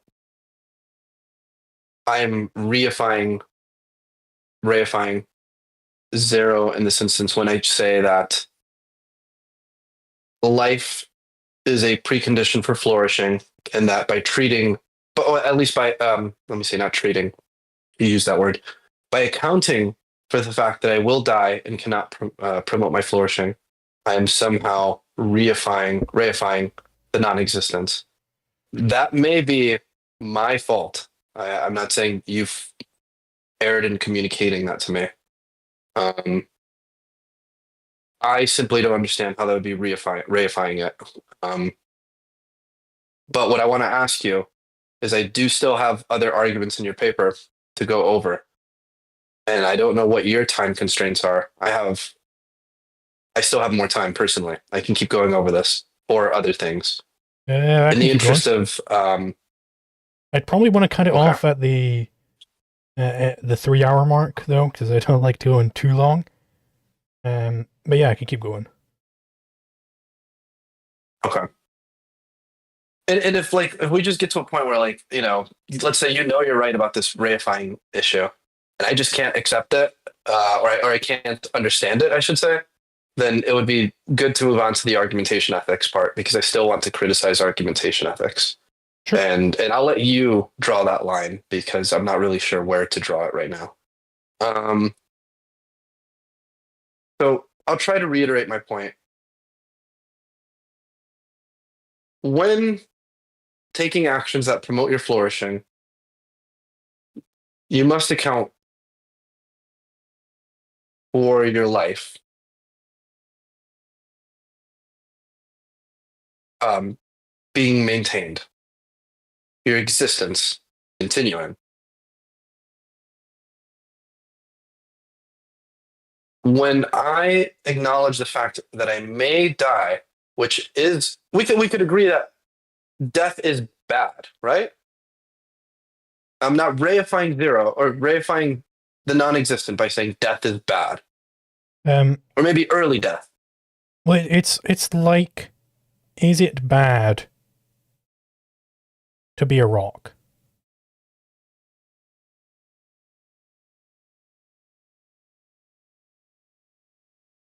I mean, you can't answer that question, right? I get what you're saying. Like there exactly. So There is then, no moral what? evaluation to be placed on the cessation of life. Your morality is there to guide you in life.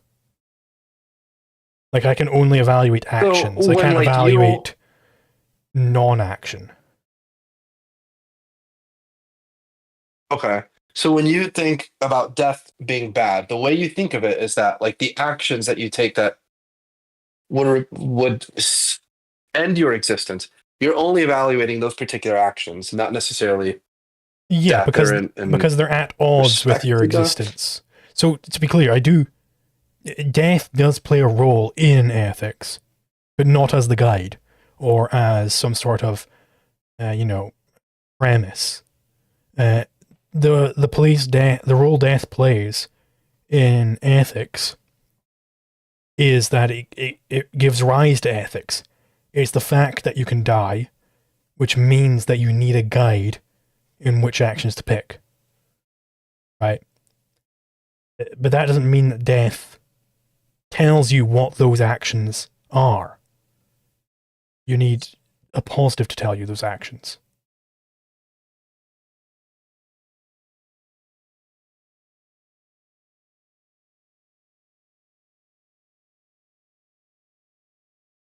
I'm with you. Um, 1 second. I wish my camera was on. I wanted to make sure that you would agree to this. I'm trying to call upon my memory the way Rand frames death as being a negative. I'm looking at my objectivist ethics, which might not be good for the debate right now because it might be too much page flipping.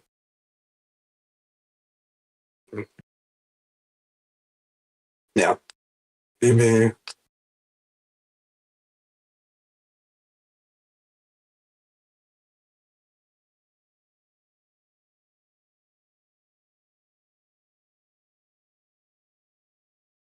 It's not worth it right now. Hmm. Okay.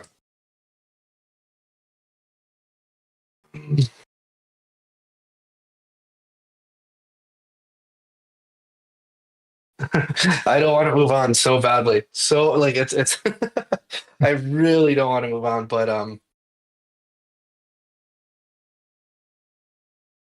maybe we have about like 38 more minutes, right? Yeah. Are you still going to do a chat afterwards in your Discord? I mean, not if we go into the 3 hour mark. Okay. I think I think I'm not satisfied with this. It may be my fault. Um, maybe it's not. You would probably hold it is my fault. I think I'll move on to argumentation ethics without a concession, even if it is the case I should concede right here. I don't think I should, but we'll maybe we can revisit this some other time. Sure. I do want to say before we move on, though, I was prepared to debate the law of the jungle for your definitions of rights and ownership. So this was a big flip for me that I had to engage with on the spot, which was challenging to say the least, with a lot of computation going on in my head. Okay. That's not your fault. That's potentially my fault. Maybe I should have written that before we had this debate. Okay. Argumentation ethics. This is my brief steel man. There's so much that can be written about argumentation ethics. I just thought maybe I can try to keep it concise. In argumentation ethics, it posits when engaging an argument, which is the peaceful interpersonal exchange of propositions with the aim at arriving at the truth. That is what an argument is. A contradiction arises, specifically a performative contradiction, when you promote aggression as a means of dispute resolution. The contradiction that arises is P. You ought resolve disputes peacefully, and not P, that you ought resolve them violently. That occurs when, in the midst of argumentation, you say you should aggress, right? Is that a brief steel man that you would agree with? Yeah. Okay. So at the beginning of this debate, we talked about justification.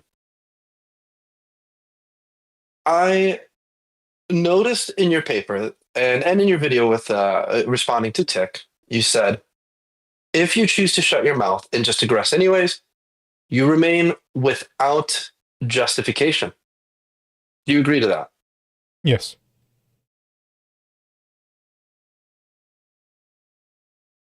Now, there were some back and forths about the word justification earlier, so I want to make sure when I say this, you agree to the particular application of it or definition of it.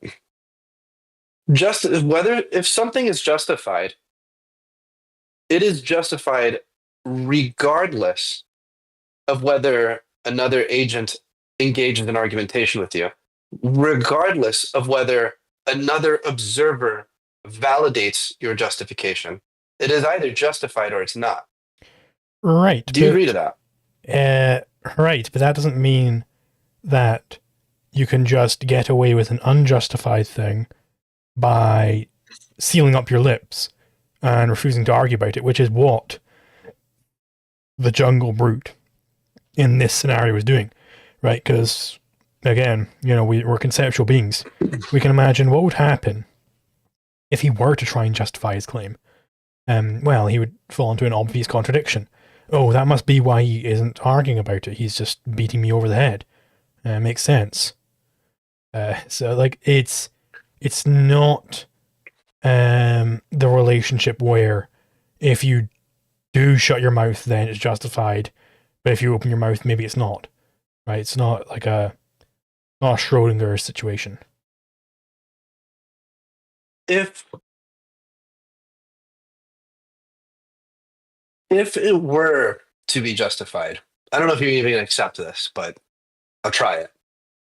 If it were justified that I should aggress, need I argue to demonstrate that justification? What do you mean by need?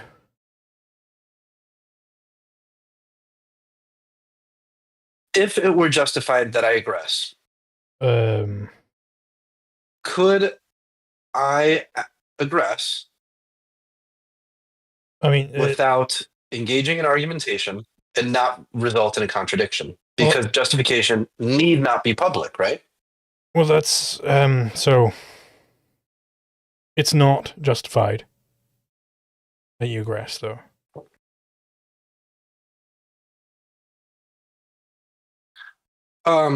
Yeah. That's why I said you might not accept this. What I'm saying is, if let's say I debunked your law of the jungle thing, which That's why I really hate moving on from this. And I think you might not accept this, but if I had debunked your law of the jungle and it were justified, I aggress. Maybe A is justified in aggressing to steal the cancer cure. If it was justified, he need not engage in argumentation, right? Um, Because the sure, justification need not be public. sure, and then B could also decide that he both does and doesn't aggress, and he could decide that he gets all the candy in the world at the snap of his fingers. You see where I'm going here? Where we've made a falsehood true. I don't. I'm not sure how it follows. We've made contradictions true okay. at this point. So if contradictions are true, then all sorts of things can happen, and can't happen. Oh.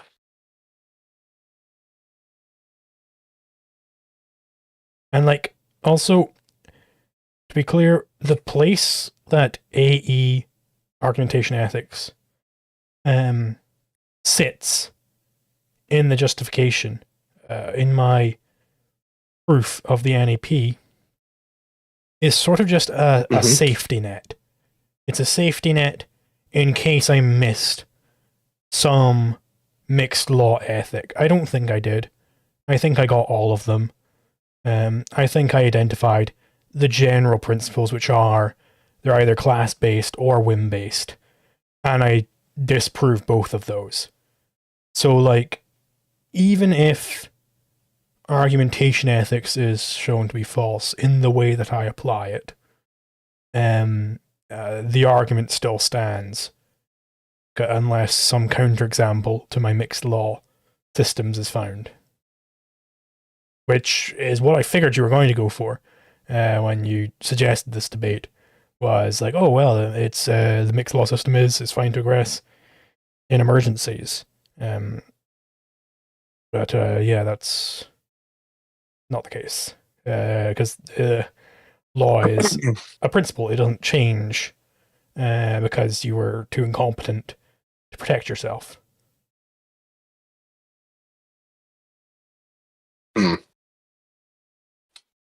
Yeah, I thought about the mixed law case. I couldn't find anything at that moment worth going over. Maybe some other time. Okay. So long as I've not conceded and you have not conceded on Law of the Jungle, we probably can't quibble about this justification being public thing. Sure. All right. Let me take another shot at AE then. When a contradiction arises, when a performative contradiction arises, let me ask you, how does this demonstrate that the proposition is false? I have an example. Let's say you see a morbidly obese person eating buckets of lard in front of you, and he says, it's bad to eat buckets of lard, especially when you're fat. It's bad to be fat and unhealthy. Would this make his proposition false? So it makes the same way you hold an AE when you. Mm-hmm. So when you have a contradiction, at least one of the propositions has to be false, right? Here, the implicit proposition that he should be eating lard is false. So let's bring this into the realm of argumentation.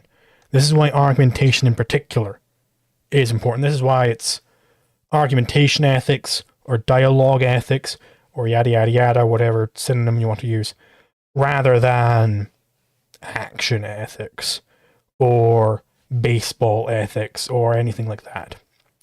Because argumentation specifically, the norms presupposed there, they matter for dispute resolution. So if you're going to violate the norms of argumentation itself, to wit, that it's conflict-free, then you've got two options. You can either drop the claim that you should be engaging in conflict, like how this person could stop eating like a fucking fat pig, or you could seal up your lips and just go ahead and do whatever the hell you want.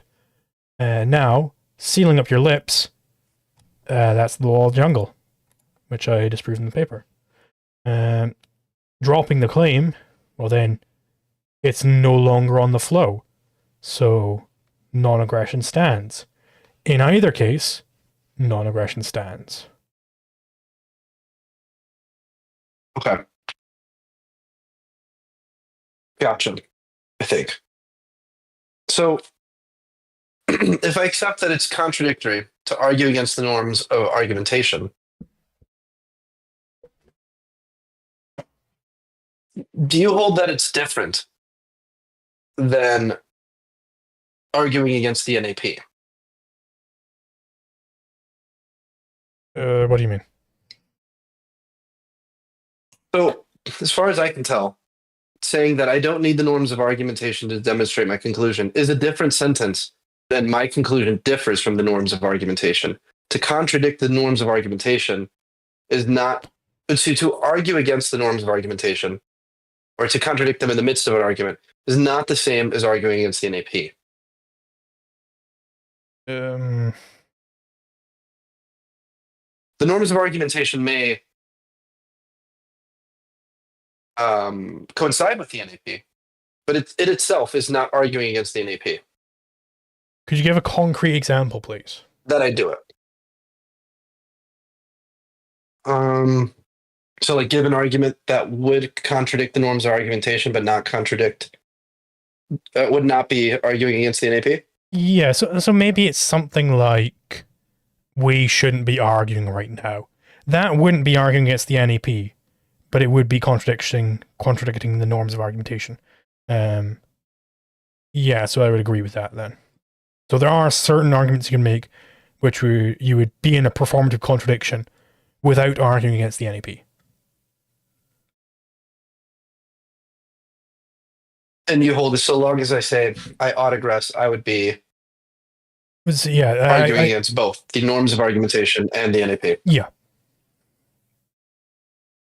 And the reason why the NAP case is so special is because for the case of we shouldn't be arguing right now, I'm perfectly able to just seal up my lips and not engage with you. And sealing up my lips and not engaging with you doesn't have a separate ethical proof showing that it's bad. But in the case of aggression, sealing up my lips and aggressing on you is the law of the jungle. That does have a separate ethical proof against it. That's why I think And you can hold that. I have properly positioned argumentation ethics here, because I've got the what if they just stop arguing down completely right.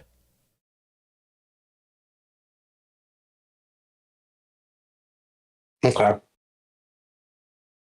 I would like to generate a response to that, but for the sake of time, because I do want to participate in like a group chat with you and your Discord server, I'm going to move on to the next one. This is the last one, and you've dealt with this a bunch in other debates. In fact, it might be the most common objection to AE.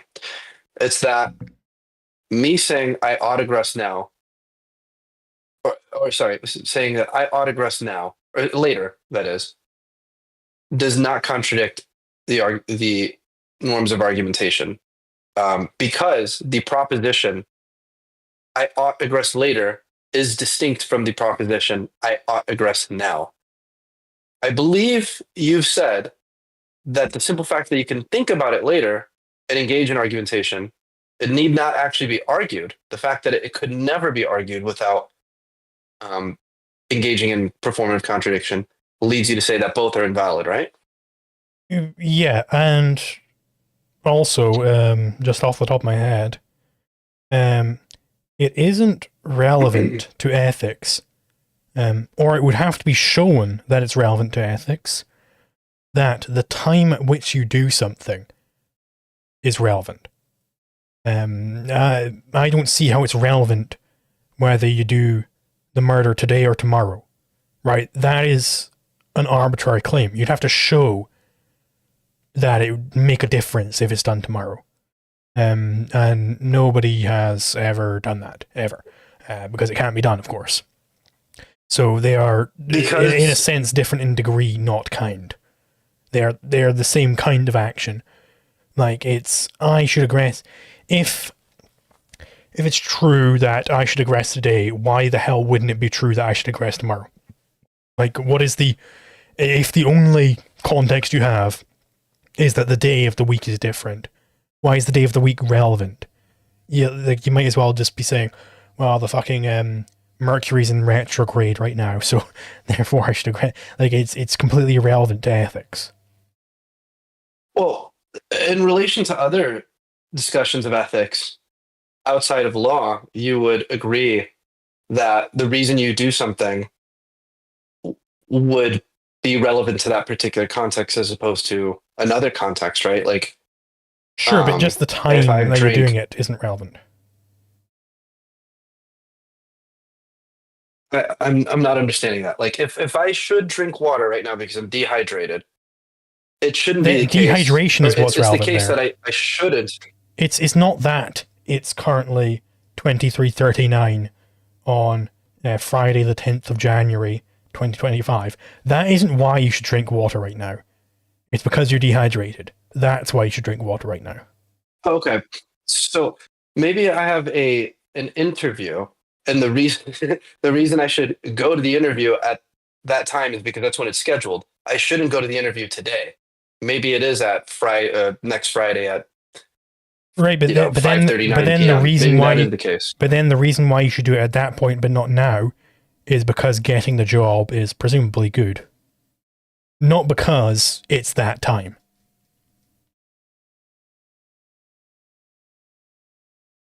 It's only good because it's that time, right? Because they've scheduled it for that time. Yeah, that's when they're expecting you.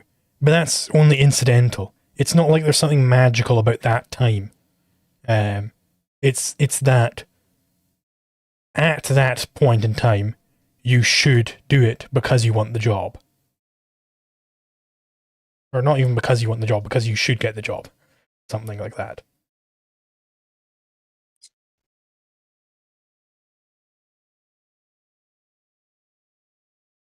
You see what I mean there? Like, the time and the date isn't ever relevant to any ethical consideration.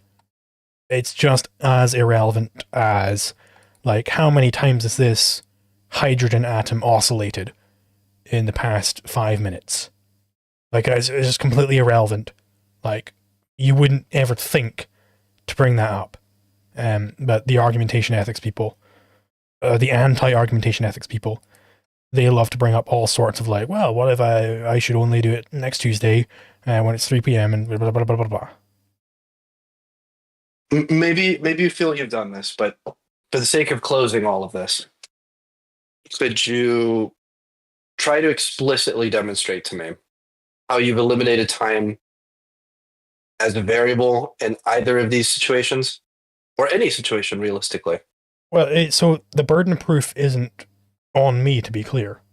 In the same way that I've eliminated any possibility of there being a teapot orbiting around Uranus right now.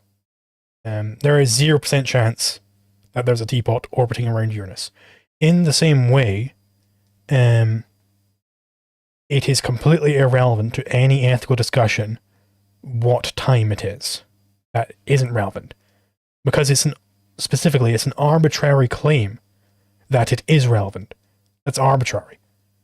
I might as well bring along, well, you've got to count all your hairs on your head, and that's relevant somehow. Like, how? Well, it might be relevant. You don't know. Who knows if it's relevant? It's Cartesian doubt. It's a stolen concept fallacy. Like, who knows? It might be relevant. You don't know.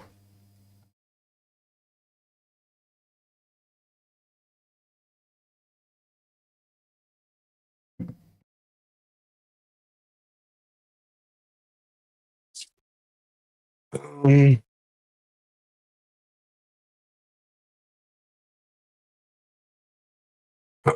I have to think about it more, and that's potentially my fault. Would you be willing to end this and move on to your VC? We'll have some closing statements. Uh, sure. I probably won't stream the VC because I'm probably not going to stay there very long because I'm getting tired now. Okay. But yeah, you can have your closing statements. Have I exercised your brain? Yeah, somewhat. Have I properly exercised your mind? Okay. Um, I'm not satisfied with some of these conclusions. In fact, some of them are fairly blurry to me, and that may be my fault. It may not be your fault. I think I have some points I haven't argued properly, um, and I would love to redo this with you. I think it took me some months of prep to get to this point, but after having a explicit debate with you, I've learned some things, and I have some things I could learn from re-chewing through all this. So, if you'd be interested, I'd love to redo this with you. Um, that being said, I don't have any further arguments. I think we've gone over a lot of things. So, in the interest of all you, me, and the audience, I won't do that. I'll just say I appreciate everybody listening to this. I've thought long and hard about this. I've gotten with my council of autists many nights in a row to prepare for this. All brilliant individuals. I'll have to reconnect with them and see where I can come back on this stuff. But if anybody's interested in anything I have to say, if I've gained your trust in this conversation, that at least I'm not stupid, I'd encourage you all to check out some of the stuff I've got going on. I'm a musician. I write original music. You want to throw these into our Discord DM so I can put it into the sorry to interrupt. You want to put these into our DM so I can put it into the description? I would love that, and I super appreciate that. Yeah. So I'll pull that up right now. But yeah, I'm a musician. I write original stuff. It's taken me a long time to get a lot of my projects done. I just recently came into a situation where a lot of them can finally come into fruition. Despite a lot of hard work, I wasn't able to do that due to particular circumstances I won't go over right now. But wait, that is the wrong link. I'm sorry, Zulu. We'll go over that later. You can put it in the description. There is one in particular I think my audience would like to hear, which is what's that? I think Wasey sent it to me a little bit ago. Let's see. Yeah, here it is. Low Taper Zulu. Yeah, let's see if I have this downloaded. So before you play that, Wasey is my bandmate. He's the drummer and sometimes singer, and he writes on a lot of instruments. He's my bandmate. We've done a lot of great stuff together. He did that one on his own, which is really cool and funny. And you guys should check out the work that both me and him do. And Zulu will attach my link tree later because I'm having trouble with getting that now. But yeah, go ahead, Zulu. Yeah, I just need to find it. Yeah, let's see. Where the fuck did I go down put this shit? Well, maybe that'll give me a second to pull it up then. Yeah. The music I write, in case anybody gives a damn, is like a mixture of funk, R&B, soul, blues stuff. I think it's pretty cool. Hopefully you guys think it's cool. I should have some projects coming up very soon. Like I said, I finally come into a situation where I can make a lot of things come into fruition. I'm very proud of my work. And I still love libertarianism. I love objectivism. And I'm hoping to put out some really cool work in respect to that stuff. I hope to be posting videos discussing art, music, and other subjects as well very soon. I've got a lot of big plans, and it's taken a while to get some of it, but I will be doing it. All right, I've got the song. They're ready for this one. Do it. Skip all that. This isn't too loud. So on this topic, I'm the expert. I'm the person who can relate these things. I'm smarter than many of these expert opinions on what the law should be. I completely body them all. And none of them can stand a second of debate with me. They all crumble under my weight. None of them can stand up against me. Imagine if someone got a long taper fade.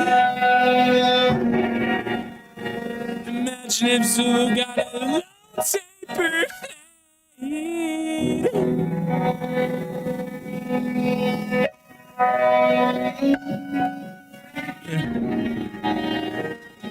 the expert. So on this topic, Said, imagine if Zulu got a lightsaber. Imagine if Liquid Zulu got a. That's fucking lame. The sound don't fucking work. I gotta listen back to that video. Oh! I dropped my teacup. Oh well, I guess I'll have to ask him to upload it. Or I'll just fucking upload it. Yeah, I'll just upload it. Whoops daisies, oh well.